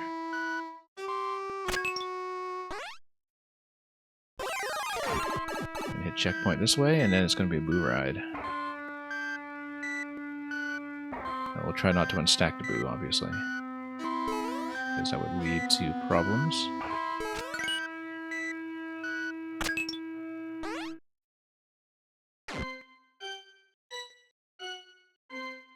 And I guess we should just get the boo out of the way until we give ourselves the ability to punch through this.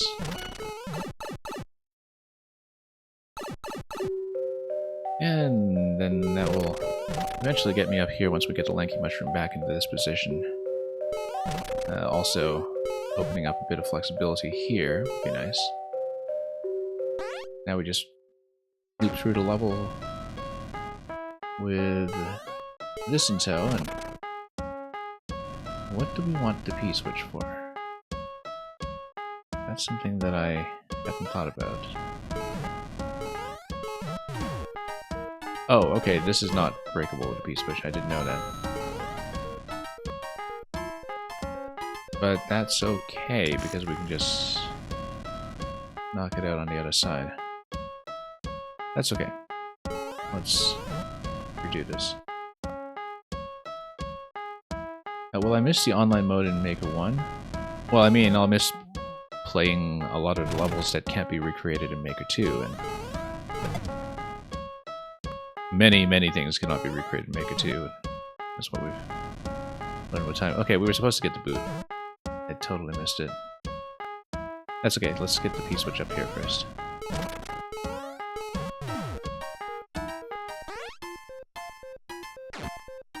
And yeah, we just fall straight in, I think.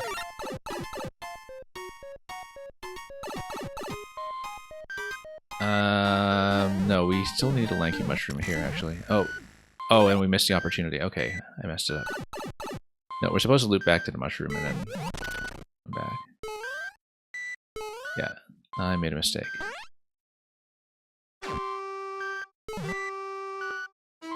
But once you open the doors, do stay unlocked. And so that does allow you to progress. It's just that if we hit timeout, then we'll lose a pretty significant amount of progress. But yeah, we want to get back into the lanky mushroom. And actually, no, we just need a boot, and we just come back here with the boot. That's a simple thing, and in fact, it even gives you a visual cue for that.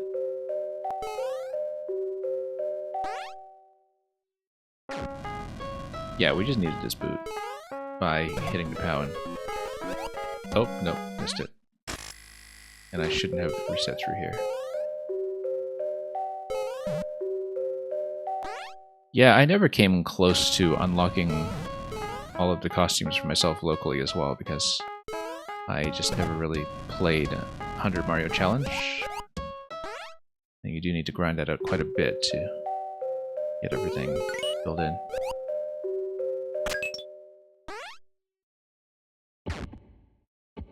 And yeah, the random mushroom, the thing is, you can also make it non-random. If you're talking about the lanky mushroom that lets you jump really high, you can definitely have levels that use it under controlled circumstances, and we've seen that quite a few times. Anyway, we just need to hit multiple POWs here to unstack, and it seems like that's the boss fight. We've got 50 seconds to do it. It'd be nice if this would spawn something for me. And yeah, you eventually get some power-up refreshes as well. Not a lot of time here, though. Oh.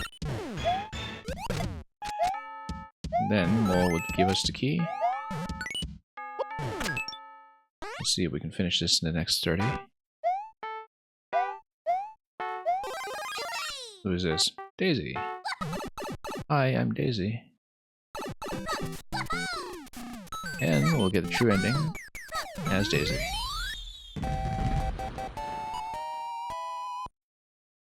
But yeah, there are 120 spots in the core spot in Maker 1. It is a shared core spot between your own creations and downloaded ones, unlike Maker 2. But I don't have much of my own material that I want to keep in Maker 1, so I am planning to just grab, you know, about 100 of my own personal favorites just to look at them in the editor again, or play them again someday, or, you know, do other things, including potentially some harder levels that I want to grind away at eventually, but mostly just things that I want to keep just to have a collection going.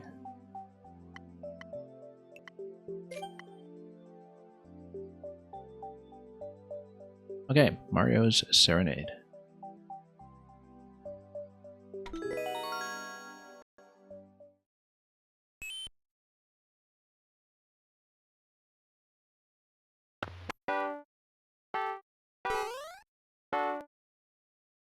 And yeah, once again, more music loops to play with here. Because there's really a ton of stuff in Maker 1, as I was saying, that's not possible in Maker 2.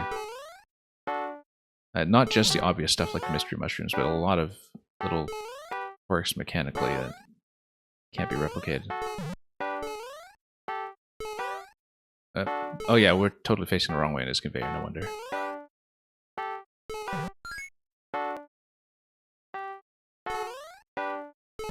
Oop.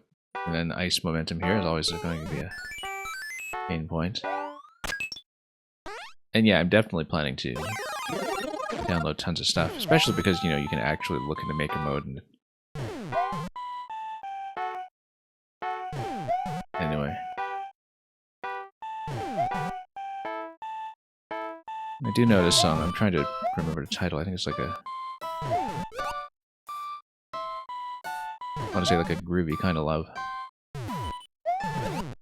But there are a couple of songs with similar melodies too, so I have to make sure I'm not confusing it. I think that's what it is. I think it is groovy kind of love, but...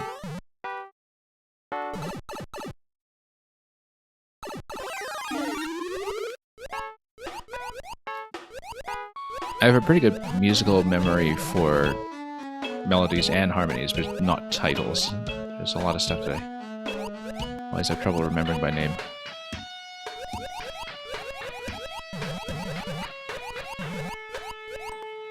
Like, I can play it all by ear, I just can't necessarily name it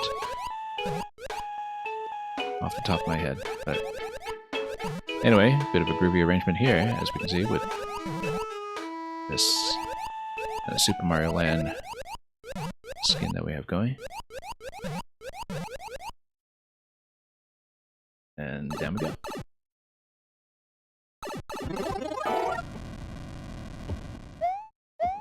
Anyway,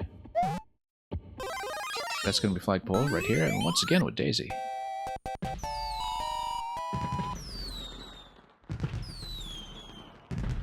This was what, in 2018? It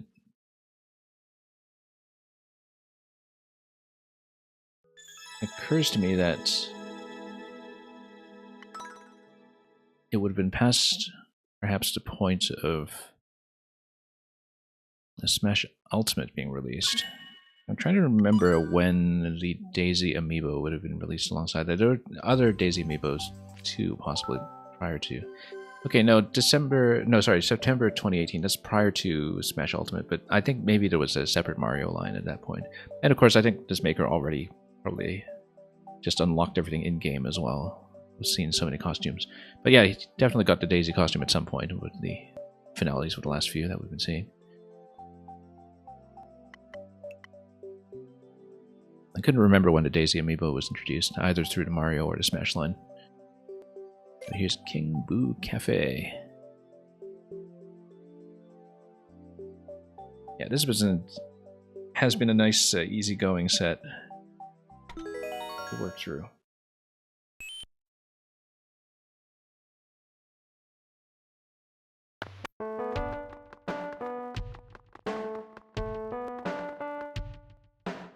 Anyway, I guess, I mean, we could wall jump up here, but is there a reason we would want to? Yes, because there's a key, and we need that for the key door. Oh, we can just get the key door right away, okay.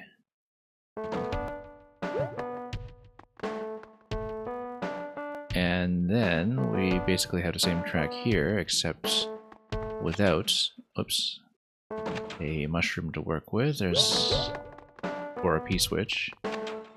Nothing we can do with that just yet. And same here, we do need to blow up the bomb with something. Yeah, Fire Flower would be needed here, probably. But then even with a Fire Flower, why would you... I think we would probably still need Yoshi or something to reach that. We'll see. Or a bomb throw. Actually, no, I think it's pretty clearly a bomb throw, and then it would be... Yeah, you unlock the bomb over here once you blow up the bricks. And then you would do a bomb toss, and then the bomb toss would probably unblock something in terms of a spawn block that would prove useful. Maybe. We'll see.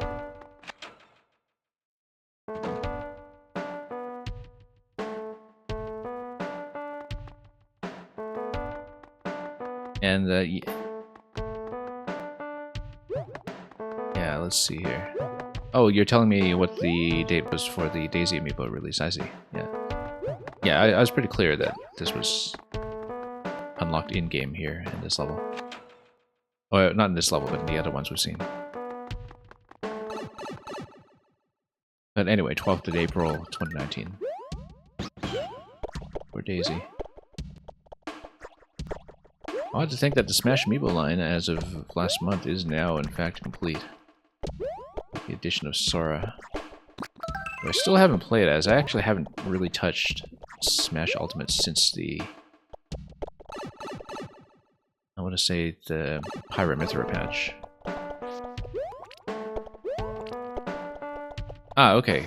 Yes, having the bones available here. Let's see who we can smack with this. Bomb activation, actually, would likely be what we're doing with it. And once we activate the bombs... no, that just kills it. It's not fire. Let's not be silly. Yeah, no, but you can kill the piranha with it. And if you kill the piranha with it, I think Yoshi can actually reach. Yoshi can't reach through an NSMBU, but yeah, we clearly needed the bones for that.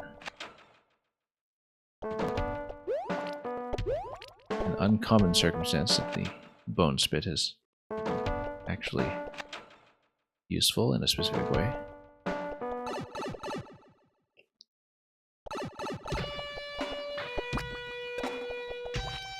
But yeah, we'll just snip that.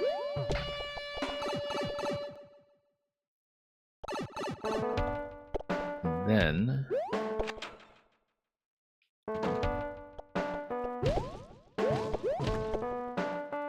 Oh. That's interesting. That's really interesting, huh?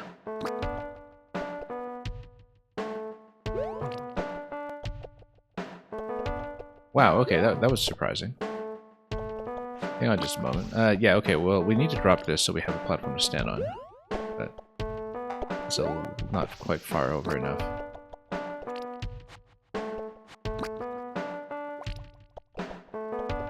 Yeah, unfortunately, we do need to do this with Yoshi Spit. There we go. Stand over here. And then... probably... So this is interesting. Let me try to show what I'm talking about. Also, Mario can just drop this manually. That'd be much more sensible.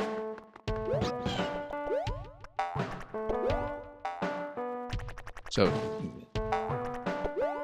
yeah, for some reason it hadn't occurred to me that Mario plus Yoshi actually does bust this down. Was that the case in Maker 2 as well? I've played so much Maker 2, you would think I'd know this. But that strikes me as unusual. The thing is, my game knowledge always gets so scrambled just in the course of playing so much Mario Maker across both games. There's a lot of basic stuff that I just forget along the way. No, we definitely need the side spring for this one. It was kind of a 50% guess here as to what it would require, but it is going to be this.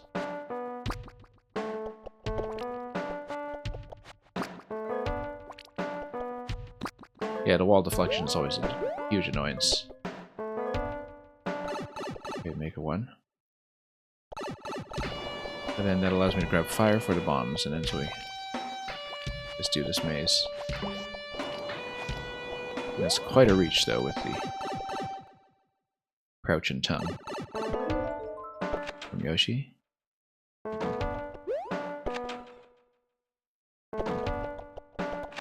Then we just backtrack until we hit the bomb. And totally miss. Okay.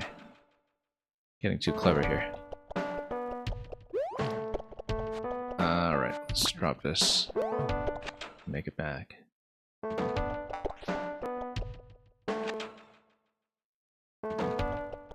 And, oh yeah, let's not forget. Now we'll just drop it all the way from the back of this wall here. That'll at least line up in a reliable fashion. And grab fire. And, yeah, so we should just... let's see, crouch on the floor and That'll line up with the bomb nicely. Let's get back to it. You didn't know Yoshi can eat fire that way? Yeah, no, that's standard in Maker 2 as well. What I didn't know was, like, for some reason I didn't think of Mario plus Yoshi as breaking bricks overhead, but I might just be confusing myself with something obvious.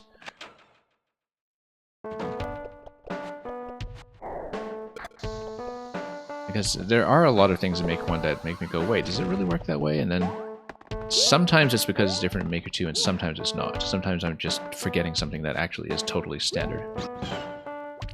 And it might be a Maker 1 thing, but I have to go to the Maker 2 editor and do a bit of a sanity check afterwards.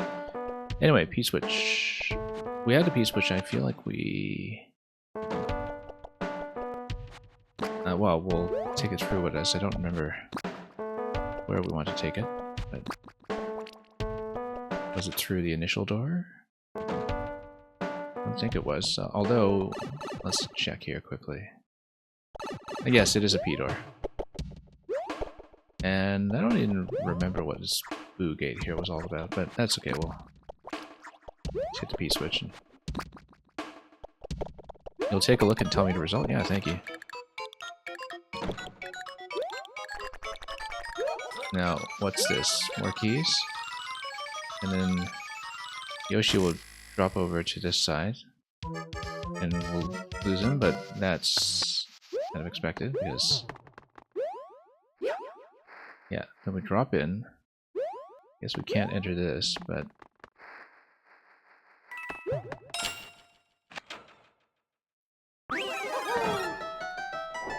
And then we have 80 seconds to finish this, which will be a little bit tight. And yeah, this is King Boo here. That's why Boo was just kind of hanging around outside the pipe earlier. Let me just see what... Oh yeah, this is pure survival. We just wait for the Muncher to come down here and then... We'll make it through this way. And Yoshi comes out again. He's in a bit of a panic though. This is immediate Yoshi panic. I wonder how that was set up too. And yeah, we need something to drop over on this side. It's also a thing in Maker 2. Yeah, I don't know how I didn't remember that. I've done so many Maker 2 puzzles that would probably require that.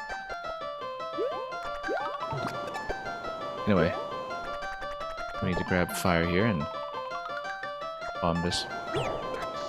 That's okay. And then we have 30 seconds to grab this and get out the door.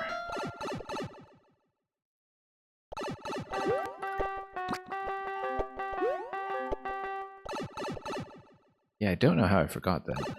But anyway, that's going to be it here. 20 seconds to go, but we made it. Thank you for the GG. Yeah, this one was kind of nice. An actual level scale puzzle where you didn't need to backtrack through the dungeon here and there. See that far more often with things like Zelda levels in 2. But it's kind of nice to see a multi-room puzzle dungeon every now and then.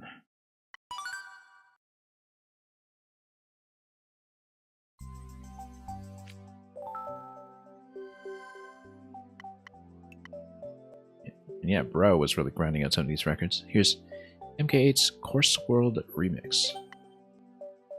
A remix of the Course World music, perhaps.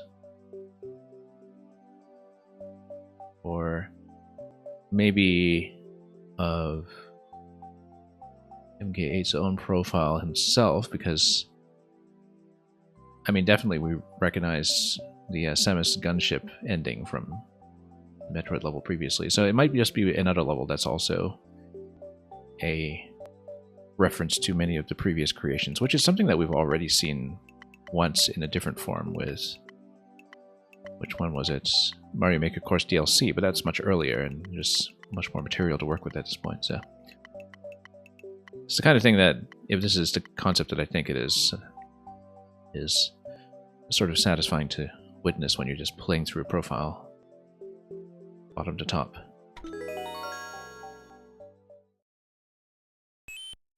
And getting to see how a maker can riff on his own ideas. You think some people will be sad at Takumo because they want to make people enjoy the level and soon they are locked? Yeah. Oh, you mean a Maker 1? And anyway, this is a huge coin collection level that you can see here. Many rooms to look at, and then with a reversible checkpoint right from the start, with a safety coin over here. Okay. Let's not touch that for the time being. I recognize this room. This is from the Magical Mystery Tour.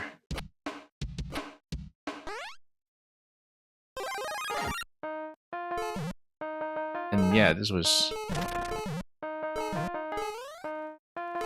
similar to what we had before. We'll grab this one.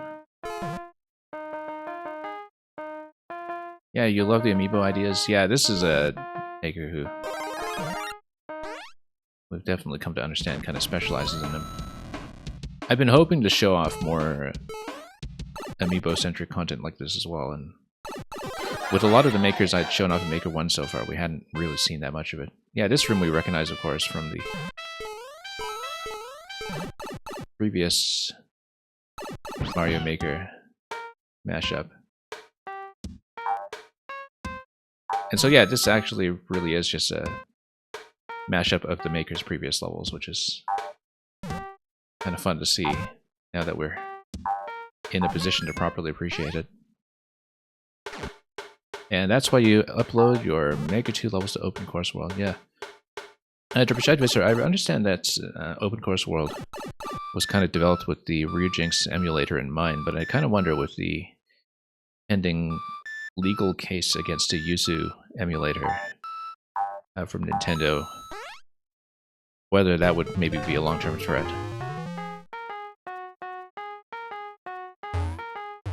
Or whether that's, you know, for something unique to that emulator, license-wise, that was not applicable to Ryujinx. But basically, if Nintendo is going after Switch emulation aggressively,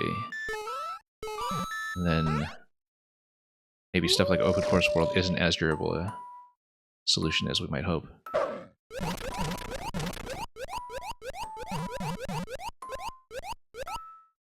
Anyway, this is back to the Midna level, except yeah, this was the Midna level where you switch back and forth between Midna and Fireflower. Then the question is, where do we get the Fireflower? In this level here. Go through a pipe or through somewhere else. Let's check. Yeah, this was the Twilight Princess level very early on in a set where you... Oh, here it is. Okay. Switch states. Just like that. Then grab a little one up here too. Yeah, Takumo Rako, this is actually like all the other segments in this level, a reference to a previous level that was kind of well, already played earlier in the stream. So there was a level where, you know, you used a property that you can switch freely between Mystery Mushroom and Fireflower to kind of create the Twilight Princess concept of switching to the wolf. And so there was a whole level that was kind of themed around that we saw much earlier. Oh, this looks like a bit of a spawn block moment over here.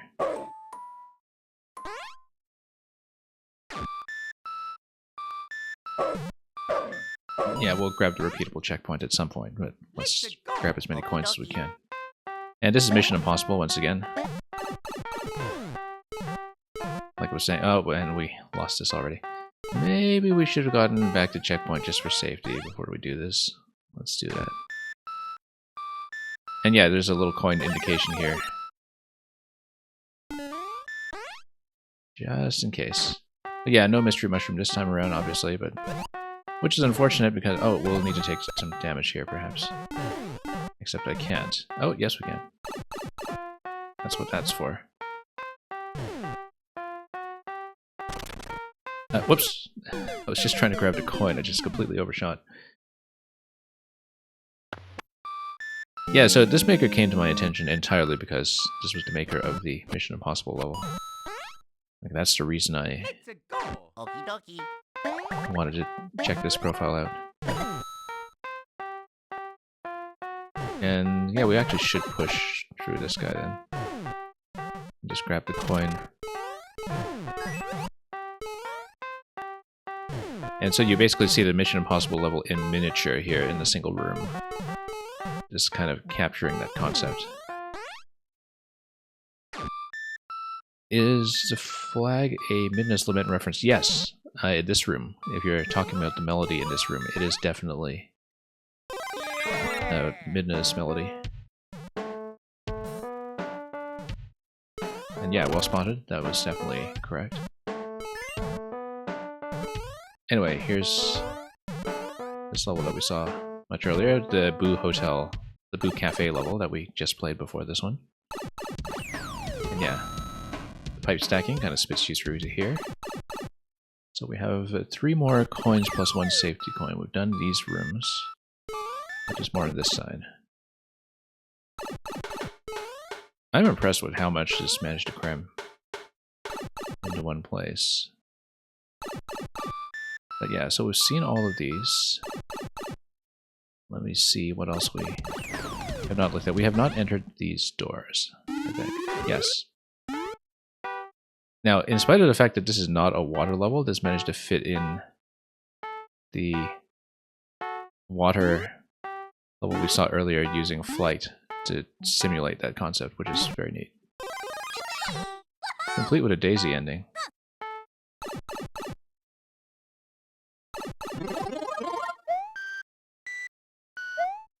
And then this is meant to evoke the forbidden mushroom, forbidden fungus level from earlier with the point at which you grab the lanky mushroom. So, okay, we need to go through the upper door here, and that should give you 2 more coins before the safety coin. Wait, no, we've done this one before. So what are we missing? Well, we did go through this room. Maybe we were missing something else on this side. Right, because there are all 3 of these to go through. And so... yeah, so that hub room was a reference to the other level that was previously already itself a reference to previous levels.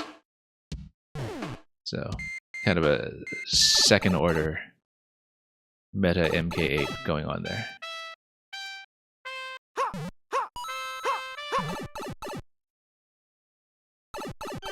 And yeah, this was the Zelda maze. We played this much earlier. This was like a level that was purely just a music loop with an easily explorable maze that was pretty interesting for something that was in the kind of clear rate over 90% zone. And now we can just grab the safety coin and get out of here. So yeah, pretty magnificent summation of the greatest hits of MK8's maker career. And I wonder what this pipe here is all about, given that we have no way to break it yet. And as a thank you. Yeah, well. You are a super player. And this was a pretty super maker. Now, let's see what else we can do here. This was the little mole race thing that we saw previously. Oh yeah, and there's the gunship. Samus's gunship. So we can actually finish as Zero Suit. And yeah, we can approach the flag from that side as well if we really want. But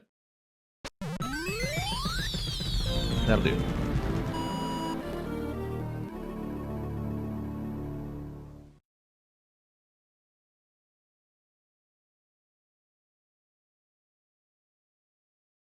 So I feel like our thoroughness with playing through the whole profile has been amply rewarded here.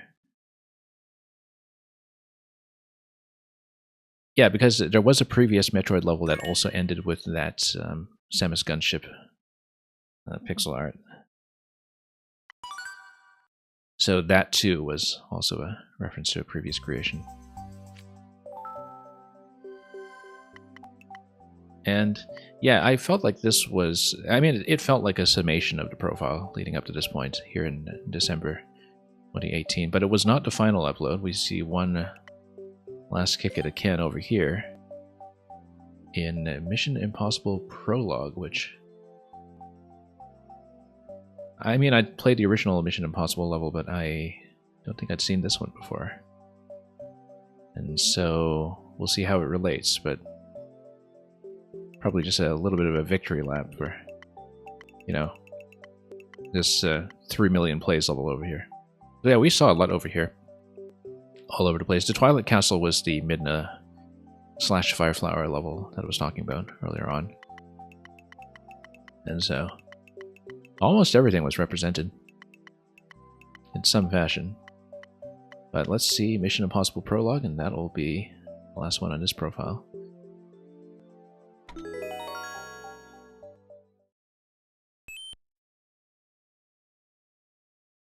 And Derbyshire Visitor, you're curious to see if Nintendo would actually go after Ryujinx. And the big point in the Yuzu lawsuit is that Tears of the Kingdom leaked. And yeah, it depends on their legal standing, I think, when it comes to anything like encryption keys or what have you. Because I understand that was the issue with Dolphin being released on Steam, for instance, is that Nintendo previously couldn't go after Dolphin. But when Dolphin tried to release on Steam, that opened up a can of worms when it came to like a decryption key that was included in the code that was kind of proprietary to Nintendo, and so they had a standing to say that that was an IP violation. And I wonder if that is a similar situation with something that's particular to Yuzu that may or may not apply to Ryujinx. But again, I don't know the case. I don't know much about the backend of the emulators at all. I just know that that was the issue with the Dolphin case. Oh, this is Pink Floyd's Money. If you listen to the backing track here. Yeah, that's Pink Floyd for you.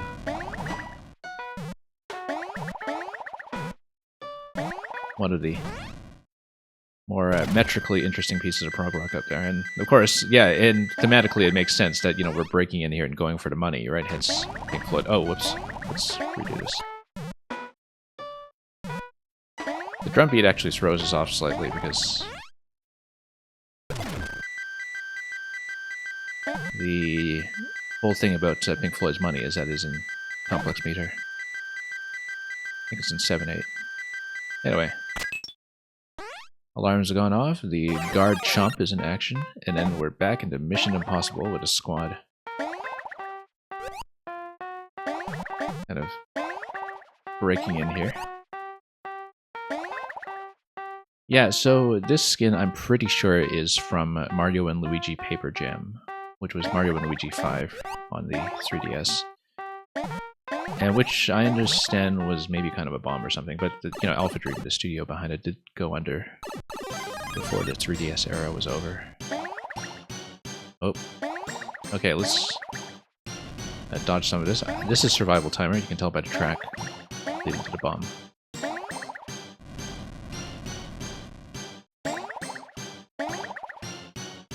Yeah, so this was what the squad was up to before the other Mission Impossible level, I suppose.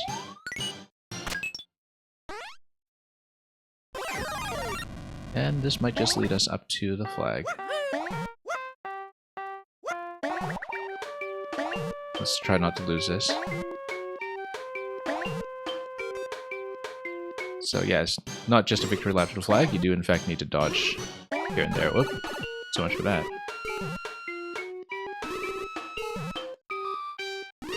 So yeah, Kamek's not just going to let us have the easy win here, but we are going to switch into Luigi. And then there's going to be a bomb over here. Yeah, so this area, and the last room as well, is a reference to the same space, I think. Like the same layout as the first Mission Impossible level, with a few minor changes. But you can definitely recognize what's going on here if you played a previous level. And you can get the one up here, but you're supposed to go through the bottom segment. I don't think there's anything in the pipe, nope. Yeah, because this was the Goomba stealth segment in the original level. You just need to ride this up. Debashad Visser, you've read the case and you're pretty sure it'll boil down to DMCA encryption. The reason they went for Yuzu is they had a Patreon distributing early builds, which makes a nicer case for their piracy argument. Yeah, because if there's something, well, you know, some reason to follow the money, then that's how the emulator itself would have gotten roped into it, I would think. Again, I'm not somebody who is in a position to comment on it legally. And so if you are, then insight is appreciated. Anyway, you have this guard tower over here, basically. Oh yeah, this is actually the same as the entry point of the tower in the original Mission Impossible level, where you turn into the question block. And that's just a flagpole, so... And oh, you get dunked. Alright. So much for that.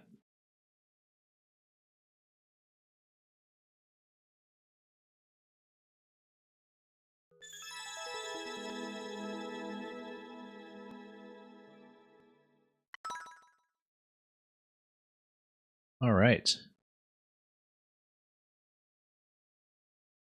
And Debashad Visser, you just read the case and you're very aware that they'd have a very real case in Germany. And you think they'd find a loophole in America too.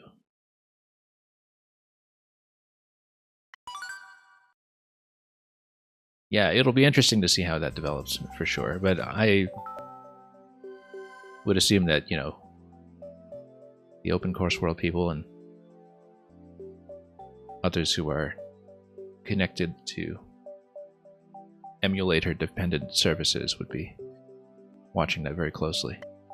Anyway, that's it for MK8, so... Yeah, definitely very rewarding to run this. Like I said, we haven't been featuring as much as I'd like of people who really do make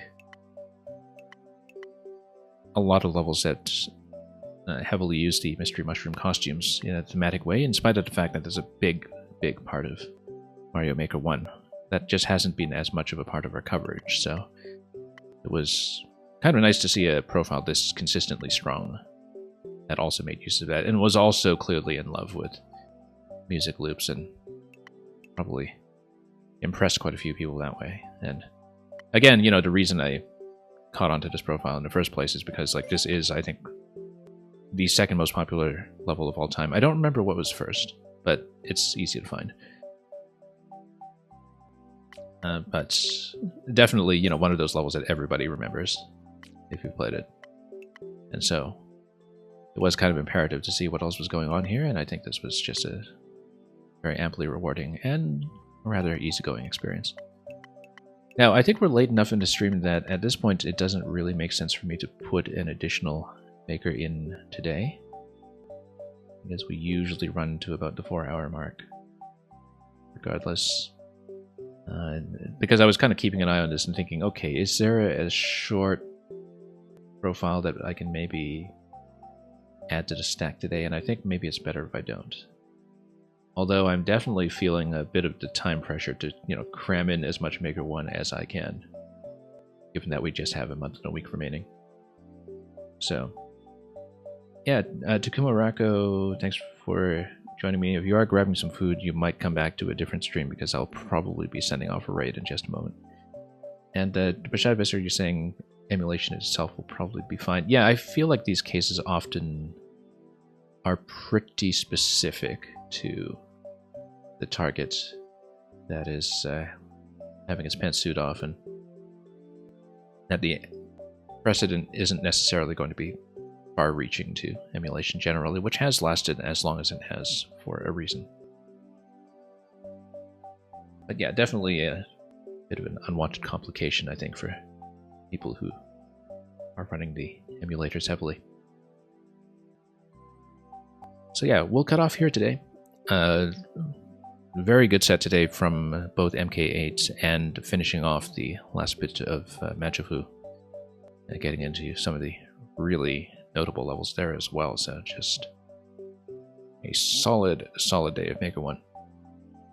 We're going to find somewhere else to send you folks very shortly, but we'll be back soon enough. I am continuing to do Maker 2 viewer levels on weekends generally, but as we kind of get into the final weeks of the crunch before the Maker 1 shutdown, depending on how the schedule is going, I might start cutting back a little bit on Maker 2 as well, and just rotating in Maker 1 to the maximum extent possible, because it's only going to be around for so long. But probably Maker 2 tomorrow, but we'll see how things are going, and I'll look over what I'm sitting on. Thanks so much for watching. We'll send you folks on to something else. I'm glad you enjoyed the stream. Takuma Rocco, and thanks for coming along for some conversation. And Division Advisor as well. So, as always, have a wonderful day / weekend / your chosen unit of time ahead of you. And enjoy everything it is you may be playing, watching, making, or otherwise inhaling. And as always, fare thee well.